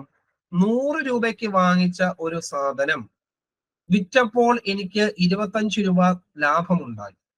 അങ്ങനെയാണെങ്കിൽ അത് എത്ര രൂപയ്ക്കാണ് വിറ്റത്? 125 രൂപയ്ക്കാണ് വിറ്റത് അല്ലെ? 100 രൂപയുടെ ഒരു സാധനം വിറ്റപ്പോൾ 25 രൂപ ലാഭമുണ്ടായി. അങ്ങനെയാണ് എങ്കിൽ ഞാൻ എത്ര രൂപയ്ക്ക് അത് വിറ്റു? 125 രൂപയ്ക്ക്. അങ്ങനെയാണ് എങ്കിൽ 60 രൂപയ്ക്ക് വാങ്ങിച്ച ഒരു സാധനം എത്ര രൂപയ്ക്ക് ഞാൻ വിറ്റു എന്നാണ് അറിയുന്നത് അല്ലെ? എന്താണ്? 100 രൂപയ്ക്ക് വാങ്ങിച്ച ഒരു സാധനം എനിക്ക് കണ്ടുപിടിക്കേണ്ടത് സെല്ലിംഗ് പ്രൈസ് ആണ്. 25% പ്രോഫിറ്റിന്റെ അർത്ഥം ഇത്രയേ ഉള്ളൂ. 100 രൂപയ്ക്ക് വാങ്ങിച്ച ഒരു സാധനം വിറ്റപ്പോൾ 25 രൂപ ലാഭം കിട്ടി. അങ്ങനെയാണെങ്കിൽ ഞാൻ വിറ്റത് 125 രൂപ. അങ്ങനെയാണ് എങ്കിൽ 60 രൂപയുടെ സാധനം ഞാൻ എത്ര രൂപയ്ക്ക് വിറ്റു? 25 വെച്ച് ക്യാൻസൽ ചെയ്യുമ്പോൾ 4 ആണ്, ഇവിടെ 5 ആണ്. ഇതും കൂടെ ക്യാൻസൽ ആകുമ്പോൾ 15 ആണ്. വിച്ച് ഈസ് ഈക്വൽ ടു എത്ര കിട്ടൂടാ? 75 rupees എന്ന് കിട്ടും. ഓപ്ഷൻ നമ്പർ 1 ആണ് ശരിയായിട്ടുള്ള ഉത്തരം. എത്രയാണ്? ഓപ്ഷൻ നമ്പർ 1 ആണ് ശരിയായിട്ടുള്ള ഉത്തരം. ക്ലിയർ ആണല്ലോ? കോൺസെപ്റ്റ് മനസ്സിലായല്ലോ? ഓക്കെ ആണല്ലോ? ഇവിടെ ഡൗട്ട് ഉണ്ടോ? ക്ലിയർ ആണോ എല്ലാവരും? കിട്ടിയായിരുന്നോ എല്ലാവർക്കും? മനസ്സിലായല്ലോ? മക്കളെ ഇതൊന്നും ചെയ്തേടാ. A train 150 meter long train traveling at 54 km/h crosses a platform in 42 seconds. What is the length of the platform എന്നാണ് ചോദിച്ചത്. സ്പീഡ് ഡിസ്റ്റൻസ് ടൈമുമായിട്ട് ബന്ധപ്പെട്ടിട്ടുള്ള ഒരു ചോദ്യമാണ് നമുക്ക് ഈ ഒരു സംഗതി എന്ന് പറയുന്നത്. അപ്പൊ ഇതിനകത്തില് നിങ്ങളടുത്ത് പറയുന്ന നിങ്ങൾ എപ്പോഴും മനസ്സിലാക്കേണ്ട ഒരു കാര്യം, 2-3 കാര്യങ്ങളുണ്ട്. ഒന്ന്, ഇവിടെ സ്പീഡ് തന്നിരിക്കുന്നത് km/h ആണ്. ഇവിടെ ട്രെയിനിന്റെ ലെന്തും ടൈമും എല്ലാം തന്നിരിക്കുന്നത് മീറ്ററിലും സെക്കൻഡിലുമാണ്. നോക്കുക, നമുക്ക് ട്രെയിനുമായിട്ട് ബന്ധപ്പെട്ടിട്ടുള്ള ഒരു പ്രോബ്ലം, ട്രെയിൻ തന്നെ ആവണമെന്നില്ല എന്ന് തന്നെയാണ് എങ്കിലും തന്നിരിക്കുന്ന ഡിസ്റ്റൻസും ടൈമും ഒക്കെ സെക്കൻഡിലും മീറ്ററിലും ആണ് എങ്കിൽ, സ്പീഡ് തന്നിരിക്കുന്നത് km/h ആണ് എങ്കിൽ ആ സ്പീഡിനെ എന്തിലോട്ട് മാറ്റണം? മീറ്റർ/സെക്കൻഡിലേക്ക് മാറ്റണം. അപ്പോ സ്പീഡ് എന്ന് പറയുന്നത് ആദ്യത്തെ കടമ്പ ഇവിടെ നോക്കുക. ഇവിടെ ട്രെയിനിന്റെ ലെന്ത് മീറ്ററിൽ തന്നിരിക്കുന്നു, ക്രോസ് ചെയ്യാൻ എടുക്കുന്ന സമയം 42 സെക്കൻഡിൽ തന്നിരിക്കുന്നു. അങ്ങനെ നമുക്ക് ലെന്ത് മീറ്ററിലും ടൈം സെക്കൻഡിലും തന്നേക്കുവാണ് എങ്കിൽ സ്പീഡ് ഓൾവേസ് നമ്മൾ മീറ്റർ/സെക്കൻഡിൽ മാത്രമേ പറയാൻ പാടുള്ളൂ. പക്ഷെ ഇവിടെ തന്നിരിക്കുന്നത് km/h ആണ്. അപ്പൊ നമുക്ക് 54 km/h എന്തിലോട്ട് മാറ്റണം? മീറ്റർ/സെക്കൻഡിലോട്ട് മാറ്റണോടെ. അങ്ങനെ km/h മീറ്റർ/സെക്കൻഡിലോട്ട് മാറ്റാൻ ഒരു 5/18 കൊണ്ട് മൾട്ടിപ്ലൈ ചെയ്യുക. ഇതും കൂടെ ക്യാൻസൽ ആകുമ്പോൾ 3 × 5 15 മീറ്റർ/സെക്കൻഡ് എന്ന് കിട്ടും. എത്ര കിട്ടും? 15 മീറ്റർ/സെക്കൻഡ്. അപ്പൊ ഒരു ട്രെയിൻ ഉണ്ട്. അപ്പൊ എന്റെ കോൺസെപ്റ്റ് ഇത്രയേ ഉള്ളൂ. ഒരു ട്രെയിൻ നമ്മുടെ കയ്യിലുണ്ട്. ആ ട്രെയിൻ മൂവ് ചെയ്യുന്നത് 15 മീറ്റർ/സെക്കൻഡ് വേഗതയിലാണ്. അവിടെ ഒരു പ്ലാറ്റ്ഫോം ഉണ്ടേ. ആ പ്ലാറ്റ്ഫോമിന്റെ ലെന്ത് നമുക്ക് അറിയത്തില്ല. ലെറ്റ് അത് L ആണ് എന്ന് വിചാരിക്കും. അതിനെ ക്രോസ് ചെയ്യാൻ വേണ്ടിയിട്ട് എടുക്കുന്ന സമയം 42 സെക്കൻഡ് ആണ് എങ്കിൽ what is the length of platform എന്നാണ് ചോദിച്ചേക്കുന്നത്. ഇവിടെ നോക്കണേ, ഒരു ട്രെയിൻ, ആ ട്രെയിന് ഒരു പാളത്തിലൂടെ കടന്നു പോവുക, ബ്രിഡ്ജിലൂടെ കടന്നു പോവാന്ന് വിചാരിക്കും. അതല്ല എങ്കിൽ ഒരു പ്ലാറ്റ്ഫോമിലൂടെ, റെയിൽവേ പ്ലാറ്റ്ഫോമിലൂടെ കടന്നു പോവാന്ന് വിചാരിക്കും. അതുമല്ല എങ്കിൽ ഒരു ടണലിലൂടെ കടന്നു പോവുക, അതായത് തുരങ്കത്തിലൂടെ കടന്നു പോവുകയാണ് എന്ന് വിചാരിക്കും. ഓക്കെ, അപ്പം സപ്പോസ് ട്രെയിനിന്റെ നീളം എന്ന് പറയുന്നത് ഒരു 100 മീറ്റർ ആണെന്ന് വിചാരിക്കുക. മൊത്തം പാലമുണ്ട്, പാലത്തിന്റെ നീളം എന്ന് പറയുന്നത് സപ്പോസ് ഒരു 300 മീറ്റർ ആണ് എന്ന് വിചാരിക്കുക. ട്രെയിൻ ഇവിടെ കയറി, ട്രെയിനിന്റെ എഞ്ചിൻ ഇവിടെ എത്തി. ട്രെയിനിന്റെ എഞ്ചിൻ ഇവിടം വരെ എത്തിയപ്പോൾ എത്ര മീറ്റർ മൂവ് ചെയ്തല്ലേ? 300 മീറ്റർ മൂവ് ചെയ്തല്ലേ? ഓൾറെഡി ട്രെയിനിന്റെ ഇവിടുന്ന് കയറി ഇവിടം വരെ എത്തിയപ്പോഴത്തേക്ക് 300 മീറ്റർ മൂവ് ചെയ്തു. ട്രെയിൻ പൂർണ്ണമായിട്ടും കടന്നു പോയോ? ഇല്ല. കാരണം ട്രെയിനിന്റെ ബാക്കിൽ എക്സ് എന്ന് പറയുന്ന ഒരു സിമ്പിൾ ഇട്ട ഒരു ബോഗിയുണ്ട്. അതും കൂടെ കടന്നു പോയെങ്കിൽ മാത്രമേ ട്രെയിൻ പൂർണ്ണമായിട്ടും കടന്നു പോയി എന്ന് പറയാൻ വേണ്ടിയിട്ട് പറ്റത്തുള്ളൂ. അങ്ങനെ ഇപ്പം ട്രെയിൻ ഇവിടാണ്, എഞ്ചിൻ ഇവിടെ നിൽക്കുവാണ്, ആ എക്സ് എന്ന് പറയുന്ന പൊസിഷൻ ഇവിടെ നിൽക്കുവാണ്. അതായത് ട്രെയിനിന്റെ ലെന്ത് ആയിട്ടുള്ള 100 മീറ്റർ ബാക്കിലാണ് ആ ലാസ്റ്റ് ബോഗി നിൽക്കുന്നത്. അതും കൂടെ പുറത്തേക്ക് കടക്കണമെങ്കിൽ ഇതിപ്പം 100 മീറ്റർ ബാക്കിൽ നിൽക്കുവാണ് അല്ലെ. ട്രെയിൻ വീണ്ടും എത്ര മീറ്റർ മുമ്പോട്ട് നീങ്ങണം? മൊത്തം വീണ്ടും ഒരു 100 മീറ്റർ. അങ്ങനെ ഇൻ എഫക്ട് ഓൾറെഡി പാളത്തിന്റെ ലെന്തായ 300 മീറ്റർ പ്ലസ് ട്രെയിനിന്റെ ലെന്തായ 100 മീറ്ററും കൂടെ മൊത്തം 400 മീറ്റർ ട്രാവൽ ചെയ്തെങ്കിൽ മാത്രമേ ട്രെയിൻ കംപ്ലീറ്റ് ആയിട്ട് ഈ പാലത്തിൽ നിന്നാണെങ്കിലും പ്ലാറ്റ്ഫോമിൽ നിന്നാണെങ്കിലും അതല്ല അല്ലെങ്കിൽ തുരങ്കത്തിൽ നിന്നാണെങ്കിലും പുറത്തേക്ക് എത്തും. അതായത് നിങ്ങൾ ട്രെയിനിന്റെ കണക്കെടുക്കുമ്പോൾ ട്രെയിനും മറ്റൊരു ട്രെയിൻ തന്നേക്കുന്നു, അല്ലെങ്കിൽ ട്രെയിനും ഒരു പാലവും ട്രെയിനും ഒരു പ്ലാറ്റ്ഫോമും ട്രെയിനും ഒരു ടണലും ഇങ്ങനെയൊക്കെ വരുമ്പോൾ ട്രെയിൻ ട്രാവൽ ചെയ്യുന്ന മൊത്തം ഡിസ്റ്റൻസ് കണ്ടുപിടിക്കുന്നത് എങ്ങനെയാണ്? ട്രെയിനിന്റെ ലെന്ത് പ്ലസ് ആ പാളം അല്ലെങ്കിൽ പ്ലാറ്റ്ഫോം അല്ലെങ്കിൽ തുരങ്കം അല്ലെങ്കിൽ മറ്റൊരു ട്രെയിൻ, ഇതിന്റെ ലെന്തും കൂടെ കൂട്ടണം. ഇവിടത്തെ കേസ് എടുക്കുമ്പോൾ ട്രെയിനിന്റെ മൊത്തം നീളം എന്ന് പറയുന്നത് 180 മീറ്റർ. അത് കടന്നു പോകുന്ന പാളത്തിന്റെ നീളം എന്ന് പറയുന്നത് എല്ലാം നമുക്ക് അറിയത്തില്ല, അതാണ് കണ്ടുപിടിക്കേണ്ടത്. അപ്പൊ ടോട്ടൽ ലെന്ത് എത്രയാണ്? 150 പ്ലസ് എൽ ആണ് അല്ലെ. ഇപ്പൊ ഡിസ്റ്റൻസ് ഇൻറ്റു ടൈം എന്ന് പറയുന്നത് 42 സെക്കൻഡ് ആണ്. എത്രയാടെ? ടൈം എന്ന് പറയുന്നത് എത്രയാടെ? 42 സെക്കൻഡ് ആണ്. ടൈം എന്ന് പറയുന്നത് എത്രയാണ്? 42 സെക്കൻഡ്. അപ്പോ ഇവിടെ ശ്രദ്ധിക്കുക, നമ്മള് ഡിസ്റ്റൻസുമായിട്ട് ബന്ധപ്പെട്ടിട്ട് ഒരു ട്രയാങ്കുലർ ഫോർമുല നമ്മൾ പഠിച്ചിട്ടുണ്ട്. എന്താണ്? ഒരു ട്രയാങ്കുലർ ഫോർമുല ഇങ്ങനെ പഠിച്ചിട്ടുണ്ട്. ഇത് ഡിസ്റ്റൻസ് ആണ്, ഇത് സ്പീഡ് ആണ്, ഇത് ടൈം ആണ്. ഡിസ്റ്റൻസ് എന്ന് പറഞ്ഞു കഴിഞ്ഞാൽ എന്ത് കിട്ടും അവിടെ? സ്പീഡ് ഇൻറ്റു ടൈം ആണ്. ഡിസ്റ്റൻസ് എന്ന് പറഞ്ഞാൽ എന്താണ്? സ്പീഡ് ഇൻറ്റു ടൈം ആണ് അല്ലെ. ഡിസ്റ്റൻസ് കിട്ടി 150 പ്ലസ് എൽ ആണ്, which is equal to speed എത്രയാടാ? 42. ടൈം എത്രയാടാ? 15 സെക്കൻഡ്. സോറി 42. ഡിസ്റ്റൻസ് സ്പീഡ് എന്ന് പറഞ്ഞു കഴിഞ്ഞാൽ 15, ടൈം എത്രയാണ്? 42 സെക്കൻഡ്. അപ്പം ലെന്ത് എൽ എന്ന് പറയുന്നത് 42 ഇൻറ്റു 15 എത്ര കിട്ടൂടെ? 42 ഇൻറ്റു 15 എന്ന് പറയുന്നത് എത്ര കിട്ടും? 40 ഇൻറ്റു 10 എന്ന് പറയുന്നത് 400 ആണ്. 42 ഇൻറ്റു 5 എന്ന് പറഞ്ഞാൽ 240, മൊത്തം 640. 640 മൈനസ് 180 എന്ന് കിട്ടും, വിച്ച് ഈസ് ഈക്വൽ ടു എത്ര കിട്ടും? 480 metre. That is option number 1 ആണ് ശരിയായിട്ടുള്ള ഉത്തരം. ഏതാണ്? ഓപ്ഷൻ നമ്പർ 1 ആണ് ശരിയായിട്ടുള്ള ഉത്തരം. കോൺസെപ്റ്റ് മനസ്സിലായോ? Concept clear ആണോടെ?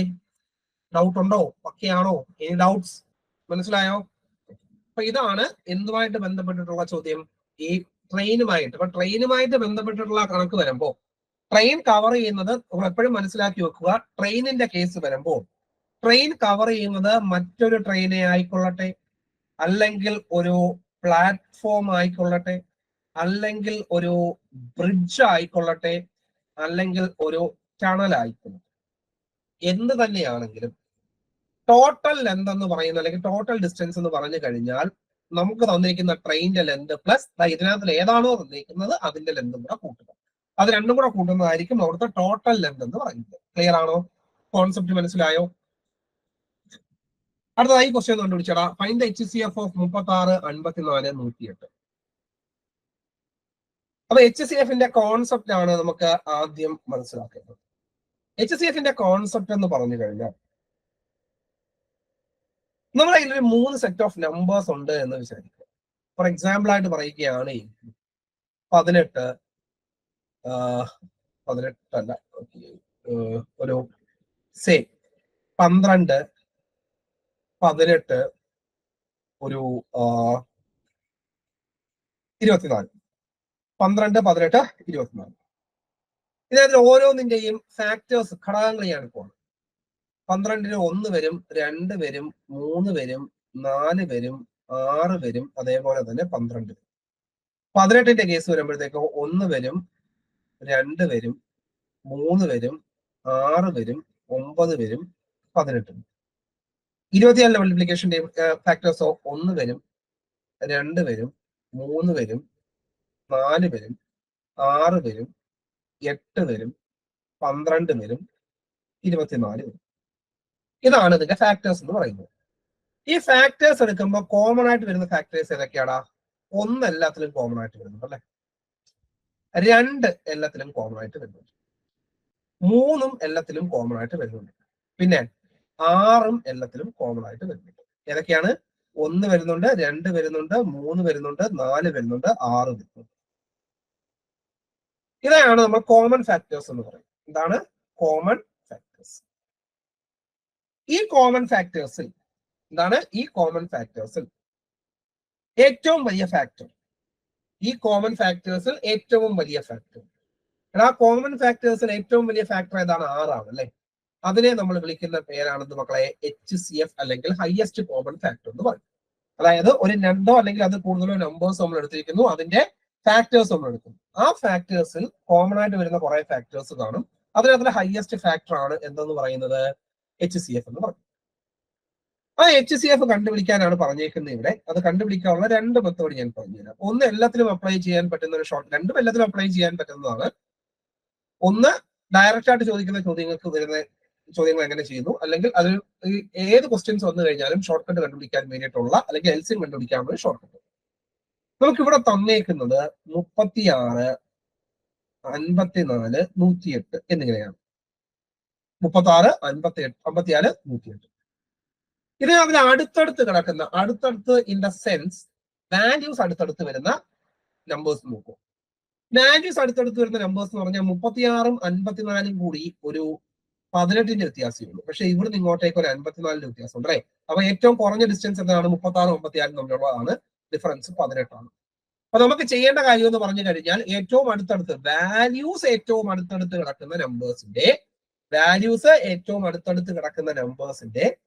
ഡിഫറൻസ് എടുക്കുക.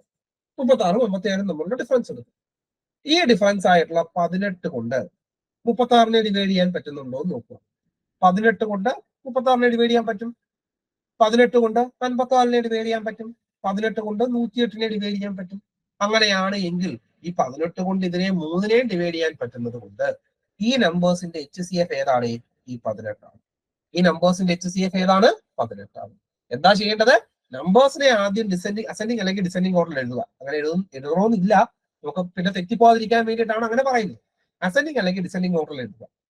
എന്നിട്ട് എന്ത് ചെയ്യുക? ഡിഫറൻസ് എടുക്കുക. ഏതിന്റെ ഡിഫറൻസ് ആണ്? ഏറ്റവും അടുത്തടുത്ത് വാല്യൂസ് വരുന്ന നമ്പേഴ്സിന്റെ ഡിഫറൻസ്. ഇവിടെ 36ഉം 54ഉമാണ് ഏറ്റവും അടുത്തടുത്ത് വരുന്നത്. ഡിഫറൻസ് എടുക്കും 18. ആ 18 കൊണ്ട് 36നെ ഡിവൈഡ് ചെയ്യാൻ പറ്റുമോ നോക്കുക. പറ്റും. 18 കൊണ്ട് 56നെ ഡിവൈഡ് ചെയ്യാൻ പറ്റുമോ? പറ്റും. 18 കൊണ്ട് 108നെ ഡിവൈഡ് ചെയ്യാൻ പറ്റുമോ? പറ്റും. അങ്ങനെയാണെങ്കിൽ നമ്മളുടെ HCF എത്രയാണ്? അത് 18ആണ്. കോൺസെപ്റ്റ് മനസ്സിലായോ? കോൺസെപ്റ്റ് മനസ്സിലായോ വളരെ? ഡൗട്ട് ഉണ്ടോ? പക്കയാണോ? Any doubts? പെട്ടെന്ന് കമന്റ് ഇട്ടെ. കോൺസെപ്റ്റ് ക്ലിയർ ആണോ? പെട്ടെന്ന് കമന്റ് ഇട്ടെ. എന്ന് ഒരാൾ മാത്രമേ ഉള്ളോ ക്ലാസ്സിൽ? അരുൺ മാത്രമേ ഉള്ളോ? ബാക്കിയുള്ള ആൾക്കാരൊക്കെ എന്ത് ചെയ്യേ? ആരും ഇല്ലേടെ അതിനകത്ത്? ക്ലിയർ ആണോ? അനഘ, നോമാൻ, അക്ഷയ്, ഡൗട്ട് ഇല്ലല്ലോ? ഓക്കെ, ഇനി നോക്കണം മക്കളെ. ഇത് ഒരു മെത്തേഡ്. ഇനി ഇതൊന്നും ചെയ്യാതെ ഡയറക്റ്റ് ആയിട്ട് നമുക്ക് ചെയ്യാൻ പറ്റുന്ന ഒരു മെത്തേഡ് ഉണ്ട്. അതായത് ഒരു ട്രയൽ ആൻഡ് എറർ മെത്തേഡ് ഉണ്ട്. സിമ്പിൾ ആണ്, വേറൊന്നുമില്ല. പക്ഷെ ഇതേപോലുള്ള ഡയറക്റ്റ് ആയിട്ട് ചോദിക്കുകയാണെങ്കിൽ മാത്രമേ ആ പരിപാടി നടക്കത്തുള്ളൂ.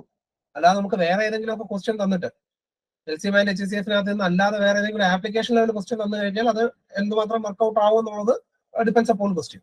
പക്ഷെ ഇതേപോലുള്ള ക്വസ്റ്റ്യൻസ് ആണ് ചോദിക്കുന്നതെങ്കിൽ ഡയറക്റ്റ് ആയിട്ട് ചെയ്യാനുള്ള ഒരു മാർഗമുണ്ട്. നമുക്കറിയാം HCF എന്ന് പറഞ്ഞു കഴിഞ്ഞാൽ അതായത് 36, 54നെയും 108നെയും ഒരേപോലെ ഡിവൈഡ് ചെയ്യാൻ പറ്റുന്ന നമ്പറാണ് HCF. ഇതിനകത്ത് നമ്മൾ ഏത് നമ്പർ കൊണ്ടാണ് ഇതിനെ എല്ലാത്തിനെയും ഒരേപോലെ ഹരിക്കാൻ പറ്റും അല്ലെങ്കിൽ ഡിവൈഡ് ചെയ്യാൻ പറ്റുന്നതെന്ന് നോക്കും. അങ്ങനെ ചെക്ക് ചെയ്യുന്നത് നമുക്ക് എപ്പോഴും നമ്മൾ ചെക്ക് ചെയ്യേണ്ടത് ഏറ്റവും വലിയ നമ്പറിൽ നിന്ന് വേണം തുടങ്ങും. എന്താണ് HCF ഏതാണെന്ന് ചെക്ക് ചെയ്യുമ്പോൾ ഏറ്റവും വലിയ നമ്പറിൽ നിന്ന് വേണം നമ്മൾ ചെക്ക് ചെയ്ത് തുടങ്ങും. നമുക്കറിയാം ഈ കിടക്കുന്നതിനകത്ത് ഏതോ ഒന്നാണ് HCF. ഇതിന്റെ അതിന്റെ അർത്ഥം എന്താണ്? ഈ കിടക്കുന്ന നമ്പേഴ്സിലെ ഏതോ ഒരു നമ്പർ കൊണ്ട് ഈ മൂന്നിനെയും എനിക്ക് ഒരേപോലെ ഡിവൈഡ് ചെയ്യാൻ പറ്റും. ആ പർട്ടിക്കുലർ നമ്പർ കണ്ടുപിടിക്കാൻ ഏറ്റവും വലിയ നമ്പറിൽ നിന്നും വേണം തുടങ്ങാൻ. ഏറ്റവും വലിയ നമ്പർ 18 ആണ്. 18 നിന്ന് തുടങ്ങി. 18 കൊണ്ട് 36നെ ഡിവൈഡ് ചെയ്യാൻ പറ്റുമോ? പറ്റും. 18 കൊണ്ട് 54നെ ഡിവൈഡ് ചെയ്യാൻ പറ്റുമോ? പറ്റും. 18 കൊണ്ട് 108നെ ഡിവൈഡ് ചെയ്യാൻ പറ്റൂടെ? പറ്റും. അപ്പൊ നമുക്ക് ആദ്യത്തെ ട്രയലിൽ തന്നെ നമുക്ക് കിട്ടി. സോ ആൻസർ എത്രയാണ്? 18 തന്നെയാണ്. കോൺസെപ്റ്റ് മനസ്സിലായോ? ആൻസർ എത്രയാണ്? 18 തന്നെയാണ്. കോൺസെപ്റ്റ് ക്ലിയർ ആണോ? ഡൗട്ട് ഉണ്ടോ? പക്കയാണോ? Any doubts? മനസ്സിലായോടെ? മനസ്സിലായോ? എങ്ങനെയാണ് നമ്മൾ ഓപ്ഷനകത്ത് നിന്ന് എടുത്ത് ചെയ്യുന്നതെന്ന് മനസ്സിലായോ എല്ലാവർക്കും? അപ്പൊ നിങ്ങൾക്ക് ഈ രണ്ട് മെത്തേഡ് ചെയ്യാം. ഇത് എന്തായാലും കമ്പൽസറി ആയിട്ടൊന്ന് പഠിച്ചു വെച്ചേക്കുക. കാരണം ഏതെങ്കിലും ഒക്കെ ക്വസ്റ്റ്യൻസിനകത്തിൽ ഇതേപോലെ അല്ല ചോദിക്കുന്നതെങ്കിൽ നമുക്ക് ഉപയോഗപ്പെടുന്നത്. ഇതേപോലെ ആണെങ്കിൽ നമുക്ക് ഡയറക്റ്റ് ആയിട്ട് ഇതൊന്നും ചെയ്യേണ്ട കാര്യമില്ല. ഡയറക്റ്റ് ആയിട്ട് എടുത്ത് ട്രയൽ ആൻഡ് എററിലൂടെ കണ്ടുപിടിച്ചാൽ മതി. ഈ സ്റ്റെപ്പ് ഒന്നും എഴുതേണ്ട കാര്യമില്ല. ക്ലിയർ ആണല്ലോ? ഇതാണ് HCF കണ്ടുപിടിക്കാനുള്ള ഈസിയസ്റ്റ് ആയിട്ടുള്ള മെത്തേഡ്. അടുത്തത് find the mean of first 100 natural numbers. Find the mean of first 100 natural numbers. ആദ്യത്തെ 100 നാച്ചുറൽ നമ്പേഴ്സിന്റെ മീൻ എന്ന് പറയുന്നത് കൊണ്ട് അർത്ഥമാക്കുന്നത് എന്താണ്? What do you mean by mean? Average എന്നാണ് പറയുന്നത് അല്ലെ? എന്താണ് ആവറേജ്? നമുക്കറിയാം sum of first n numbers എന്ന് പറയുന്നത് n into n+1 divided by 2. Sum of first n numbers എന്ന് പറയുന്നത് എത്രയാണ്? n into n+1 by 2. Therefore, sum of first 100 numbers എന്ന് പറയുന്നത് 100 into 101 divided by 2 ആണ് അല്ലെ? 100 into 101 divided by 2 ആണ് സം ഓഫ് ഫസ്റ്റ് 100 നമ്പേഴ്സ് എന്ന് പറയുന്നത്. ഇനി ഈ 100 നമ്പേഴ്സിന്റെ ആവറേജ് ആണ് കണ്ടുപിടിക്കേണ്ടത്. എന്താണ്? Average of first 100 numbers. Average of first 100 numbers. 100 നമ്പേഴ്സിന്റെ സം എന്ന് പറയുന്നത് 100 into 101 divided by 2 ആണ്. ആവറേജ് കണ്ടുപിടിക്കുന്നത് എങ്ങനെയാണ്? Sum divided by total. Sum നമുക്കറിയാം 100 into 101 divided by 2 divided by 100 ചെയ്യുമ്പോൾ ഈ 100 ഉം 100 ക്യാൻസൽ ആയി പോകും. 101/2 50.5 എന്ന്. ഓപ്ഷൻ നമ്പർ 2 ആണ് ശരിയായിട്ടുള്ള ഉത്തരം. കോൺസെപ്റ്റ് മനസ്സിലായോടെ? കോൺസെപ്റ്റ് ക്ലിയർ ആണോടെ? ഓക്കെ ആണോ? എല്ലാവർക്കും ക്ലിയർ ആണോ? Any doubts? ഇത്രയുമാണ് നമുക്ക് പ്രീവിയസ് ഇയറിൽ ചോദിച്ചിട്ടുള്ള ഒരുവിധം ക്വസ്റ്റ്യനുകൾ എല്ലാം തന്നെ നമ്മൾ ഇതിനകത്ത് ചെയ്തു. പ്രീവിയസ് ഇയറിൽ ചോദിച്ചിട്ടുള്ള ഒരുവിധം ക്വസ്റ്റ്യൻസ് എല്ലാം, അതായത് ഒരുവിധം മോഡൽ ക്വസ്റ്റ്യൻസ്, എല്ലാ ക്വസ്റ്റ്യൻസും ഇല്ല. കാരണം എന്ന് വെച്ച് കഴിഞ്ഞാൽ ഒരുപാട് ലെവലുകളിലായിട്ട് നടന്ന എക്സാം ആണ്. ഒരുപാട് ഷിഫ്റ്റുകളിലായിട്ട് നടന്ന എക്സാം ആണ്. അപ്പം അതിനകത്തിൽ തന്നെ ഓരോ എണ്ണത്തിനകത്തിലും തന്നെ ഏകദേശം ഒരു 17-18 ഷിഫ്റ്റുകൾ ഉണ്ടായിരുന്നു. ദിവസങ്ങളിലും അത്രയും തന്നെ ഷിഫ്റ്റുകൾ ഉണ്ടായിരുന്നു. ഒരുപാട് ഷിഫ്റ്റുകളിലായിട്ട് നടന്ന എക്സാം ആണ്. ടയർ 1 ഉണ്ട്, ടയർ 2 ഉണ്ട്. അതിനകത്തെല്ലാം മാത്സ് ഉള്ളതായിരുന്നു. ഓക്കെ, അപ്പം ഇതേ മോഡലുകളിലാണ് നമുക്ക് ചോദിച്ചിട്ടുള്ളത്. അപ്പൊ നമുക്ക് നമ്മുടെ പിള്ളേർക്ക് അറിയാം, നമ്മൾ ഇതിന്റെ എല്ലാം അഡ്വാൻസ് ലെവൽ ക്വസ്റ്റ്യൻസ് എല്ലാം നമ്മൾ ചെയ്തിട്ടുണ്ട്. അതായത് JEE ആണെങ്കിലും NTPC ആണെങ്കിലും ഒക്കെ ഉള്ള ലെവലിലുള്ള ഹയർ ലെവൽ ക്വസ്റ്റ്യൻസ് നമ്മൾ ചെയ്തിട്ടുണ്ട്. അപ്പോ ഇപ്പൊ ഏകദേശം നിങ്ങൾക്ക് ക്വസ്റ്റ്യൻസിനെ കുറിച്ചൊരു ധാരണ കിട്ടി കാണും. അപ്പം ഈ ഒരു ലെവലിൽ ഈ ഒരു ലെവലിലുള്ള ക്വസ്റ്റ്യൻസ് എല്ലാം ചെയ്യുക. പ്രീവിയസ് ഇയറിലുള്ള ക്വസ്റ്റ്യൻസ് അത്രയും നിങ്ങൾ ചെയ്ത് നോക്കണം. അതിന്റെ കൂടെ തന്നെ ഹയർ ലെവൽ SSC ഉൾപ്പെടെയുള്ള ചോദിച്ചിട്ടുള്ള ഹയർ ലെവൽ ക്വസ്റ്റ്യൻസ് കൂടെ ഒന്ന് ചെയ്യാൻ വേണ്ടിയിട്ട് നിങ്ങൾ നോക്കുക. ഓക്കെ, ഹയർ ലെവൽ ക്വസ്റ്റ്യൻസ് കൂടെ നിങ്ങൾ ഒന്ന് ചെയ്യാൻ വേണ്ടിയിട്ട് നോക്കുക.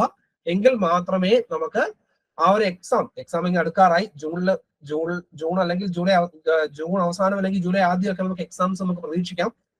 ഓക്കെ, പിന്നെ ഇലക്ഷൻ ഒക്കെ വരുമ്പോഴത്തേക്കും എന്തെങ്കിലുമൊക്കെ മാറ്റങ്ങൾ ഉണ്ടോ എന്നുള്ള കാര്യം നമുക്ക് അറിയാൻ പറ്റത്തുള്ളൂ. പക്ഷെ as of now നമുക്ക് based on latest reports June അവസാനം അല്ലെങ്കിൽ ജൂലൈ ആദ്യം നമുക്ക് പരീക്ഷ നമുക്ക് പ്രതീക്ഷിക്കാം. ഫസ്റ്റ് പോസ്റ്റിംഗ് 2025 ജാനുവരി ഫസ്റ്റോടെ കൂടിയൊക്കെ തന്നെ നമുക്ക് ഫസ്റ്റ് പോസ്റ്റിങ്ങുകളും നമുക്ക് പ്രതീക്ഷിക്കാം. മെഡിക്കലും എല്ലാം കഴിഞ്ഞ് DV മെഡിക്കലും ഒക്കെ കഴിഞ്ഞ് നമുക്ക് പ്രതീക്ഷിക്കാം. കാരണം ഈ ഒരു വർഷം നമുക്ക് കോവിഡിന്റെ കോമ്പൻസേഷൻ ഉൾപ്പെടെ കിട്ടിയിട്ടുള്ളത് കൊണ്ട് ഒരു ഗോൾഡൻ ചാൻസ് ആണ്. അപ്പോ ഒരു സമയം പോലും നമുക്ക് വേസ്റ്റ് ചെയ്യാൻ വേണ്ടിയിട്ടില്ല. ഇപ്പൊ അത്രയും ഒരു സീരിയസ്നെസ്സോട് കൂടിയിട്ട് തന്നെ പഠിക്കണം. അത് മാത്സ് മാത്രമല്ല പറയുന്നത്, എല്ലാത്തിന്റെയും കാര്യമാണ് പറയുന്നത്. അപ്പൊ പ്രിപ്പറേഷൻസും കാര്യങ്ങളൊക്കെ വലിയ കുഴപ്പമില്ലാതെ പോകുന്നു വിചാരിക്കുന്നു. നമ്മുടെ പിള്ളേരാണെങ്കിലും പുറത്തുനിന്ന് നമ്മുടെ ക്ലാസ് അറ്റൻഡ് ചെയ്യാൻ വന്നിട്ടുള്ള കുട്ടികളാണെങ്കിലും, നമ്മുടെ പിള്ളേരെന്ന് പറഞ്ഞത് നമ്മുടെ റെഗുലർ ക്ലാസ്സിൽ ഇരിക്കുന്ന കുട്ടികളാണ്. നമ്മളെ രണ്ടുപേരെയും ഡിസ്ക്രിമിനേറ്റ് ചെയ്ത് കണ്ടതല്ല. പുറത്തുനിന്നുള്ള കുട്ടികളുമുണ്ട്. രണ്ടുപേരെയും രണ്ട് കുട്ടികളെയും ഡിസ്ക്രിമിനേറ്റ് ചെയ്ത് കണ്ടതൊന്നുമല്ല. ഒന്ന് പെട്ടെന്ന് മനസ്സിലാവാൻ വേണ്ടിയിട്ട് പറഞ്ഞതാണ്. ഇപ്പൊ നമ്മുടെ റെഗുലർ ആയിട്ടുള്ള സ്റ്റുഡൻസ് ഉണ്ട്, പുറത്തുനിന്ന് കുട്ടികളുണ്ട്. ഓക്കെ, അപ്പം എല്ലാവരുടെയും രണ്ട് കൂട്ടരുടെയും പ്രിപ്പറേഷൻസും കാര്യങ്ങളും ഒക്കെ കുഴപ്പമില്ലാതെ പോകുന്നു എന്ന് വിശ്വസിക്കുന്നു. അപ്പോൾ കൃത്യമായിട്ട് പ്രിപ്പറേഷൻസ് ഇല്ലാതെ ലാസ്റ്റ് മിനിറ്റ് പ്രിപ്പറേഷനും കൊണ്ട് ചെന്ന് പരീക്ഷ എഴുതാൻ വേണ്ടിയിട്ട് നിൽക്കരുത്. കാരണം വെച്ചാൽ ഓൾ ഇന്ത്യ ലെവലിലുള്ള എക്സാം ആണ്. കോടിക്കണക്കിന് ലക്ഷക്കണക്കിന് ആൾക്കാർ എഴുതുന്ന ഒരു എക്സാം ആണിത്. ഈ എങ്ങോട്ടേക്ക് വരാൻ പോകുന്ന എക്സാമുകളും അങ്ങനെ തന്നെയാണ്. നമ്മുടെ സോൺ വൈസ് ആണെങ്കിൽ കൂടി തന്നെ കോമ്പറ്റീഷൻ ഒരു നാഷണൽ ലെവൽ കോമ്പറ്റീഷൻ ആണ് നമുക്ക് വരുന്നത്. ഓക്കെ, അപ്പം ഇനി ഇന്ന് 17 2 ദിവസം കൂടിയുള്ളൂ ALPക്കുള്ള ലാസ്റ്റ് ഡേറ്റ്. ഇപ്പം തന്നെ സൈറ്റൊക്കെ ഓൾമോസ്റ്റ് നല്ല രീതിയിൽ പണി കിട്ടിക്കൊണ്ടിരിക്കുവാണ്. അതുകൊണ്ട് ഇന്ന് രാത്രിയെങ്കിലും അറ്റ്ലീസ്റ്റ് ചെയ്യാൻ വേണ്ടിയിട്ട് നോക്കുക. പറ്റുന്ന ഏതെങ്കിലും നല്ലൊരു RRB തന്നെ സെലക്ട് ചെയ്യണം. ഇപ്പൊ വന്നേക്കുന്ന വേക്കൻസികളെല്ലാം പ്രൊഫഷണലാണ്. ഏകദേശം ഒരു 10-14,000 വരെ വേക്കൻസികൾ ഉയരാൻ സാധ്യതയുണ്ട് എന്നാണ് പറയുന്നത്. നമുക്ക് പ്രതീക്ഷിക്കാം അത്രയും തന്നെ വേക്കൻസികൾ ഉണ്ടാവട്ടെ. ടെക്നീഷ്യൻ സെപ്പറേറ്റ് ആയിട്ട് വരുന്നുണ്ട്. അപ്പം അതും നമുക്കൊരു ബെനിഫിഷ്യൽ ആണ്. നമുക്ക് അതും വേണമെങ്കിൽ വേറെ ഏതെങ്കിലും ഒരു RRB വെച്ചിട്ട് 2 RRB വേണമെങ്കിൽ നമുക്ക് എഴുതാം. കഴിഞ്ഞ തവണ ഒറ്റ RRB നമുക്ക് പറ്റത്തുള്ളായിരുന്നു. കാരണം ALPയും ടെക്നീഷ്യനും കൂടെ ഒന്നിച്ച് വിളിച്ചത് കൊണ്ട് ഒറ്റ RRB പറ്റത്തുള്ളായിരുന്നു. പക്ഷെ ഇവിടെ രണ്ടും രണ്ടായിട്ടാണ് വിളിക്കുന്നത് കൊണ്ട്, 2 റിക്രൂട്ട്മെന്റ് നമ്പർ ആയതുകൊണ്ട് തന്നെ നമുക്ക് 2 RRB വെച്ച് വേണമെങ്കിൽ നമുക്ക് എഴുതാം. നമ്മുടെ കൺവീനിയൻസ് അനുസരിച്ച് നമുക്ക് എഴുതാം. ഓക്കെ, പിന്നെ ഓരോരുത്തരുടെയും കട്ട് ഓഫ് ഒക്കെ ഓരോ വർഷവും മാറിക്കൊണ്ടിരിക്കും. പ്രീവിയസ് ഇയർ കട്ട് ഓഫ് വെച്ചുകൊണ്ട് ഒരിക്കലും ചെന്ന് പഠിക്കാൻ വേണ്ടിയിട്ട് നിൽക്കരുത്. അങ്ങനെ പഠിക്കാൻ നിന്ന് കഴിഞ്ഞാൽ നമുക്ക് അതിന് 8ന്റെ പണി കിട്ടുമെന്നല്ലാതെ പ്രത്യേകിച്ച് വേറെ വലിയ ലാഭവും വേറെ വലിയ ഗുണമൊന്നുമില്ല. അപ്പൊ പ്രീവിയസ് ഇയർ കട്ട് ഓഫ് ഒരു കാരണവശാലും നോക്കാൻ വേണ്ടിയിട്ട് നിൽക്കരുത്. എങ്ങനെ പോവുകയാണെങ്കിലും ഒരു 90% above mark, raw mark 90% above എങ്ങനെയെങ്കിലും അടിച്ചു കയറ്റാൻ വേണ്ടിയിട്ട് നോക്കുക. പിന്നെ നോർമലൈസേഷൻ എല്ലാം കൂടെ വരുമ്പോഴത്തേക്കും നമ്മൾ അടിച്ചാൽ കയറിക്കോളും, നല്ല രീതിയിൽ കയറിക്കോളും. അപ്പൊ അതാണ് പറയാൻ വേണ്ടിയിട്ടുള്ളത്. ക്ലാസ്സുകൾ എല്ലാം പുതിയ കുട്ടികൾക്കെല്ലാം ക്ലാസ്സുകൾ ഉപകാരപ്പെട്ടു എന്ന് വിശ്വസിക്കുന്നു. കാരണം നമ്മുടെ പിള്ളേർക്ക് എല്ലാ ഒരു ശൈലിയും കാര്യങ്ങളൊക്കെ അറിയാം, അവർ യൂസ്ഡ് ആണ്. പുതിയ ആൾക്കാർക്കെല്ലാം ക്ലാസ്സുകൾ ഉപകാരപ്പെട്ടു എന്ന് വിശ്വസിക്കുന്നു. ഓക്കെ, ഇപ്പൊ എന്തെങ്കിലും ഡൗട്ടോ കാര്യങ്ങളോ ഉണ്ട് എങ്കിൽ നമ്മുടെ ഓഫീസുമായിട്ട് കോൺടാക്ട് ചെയ്തിരുന്നാൽ മതി.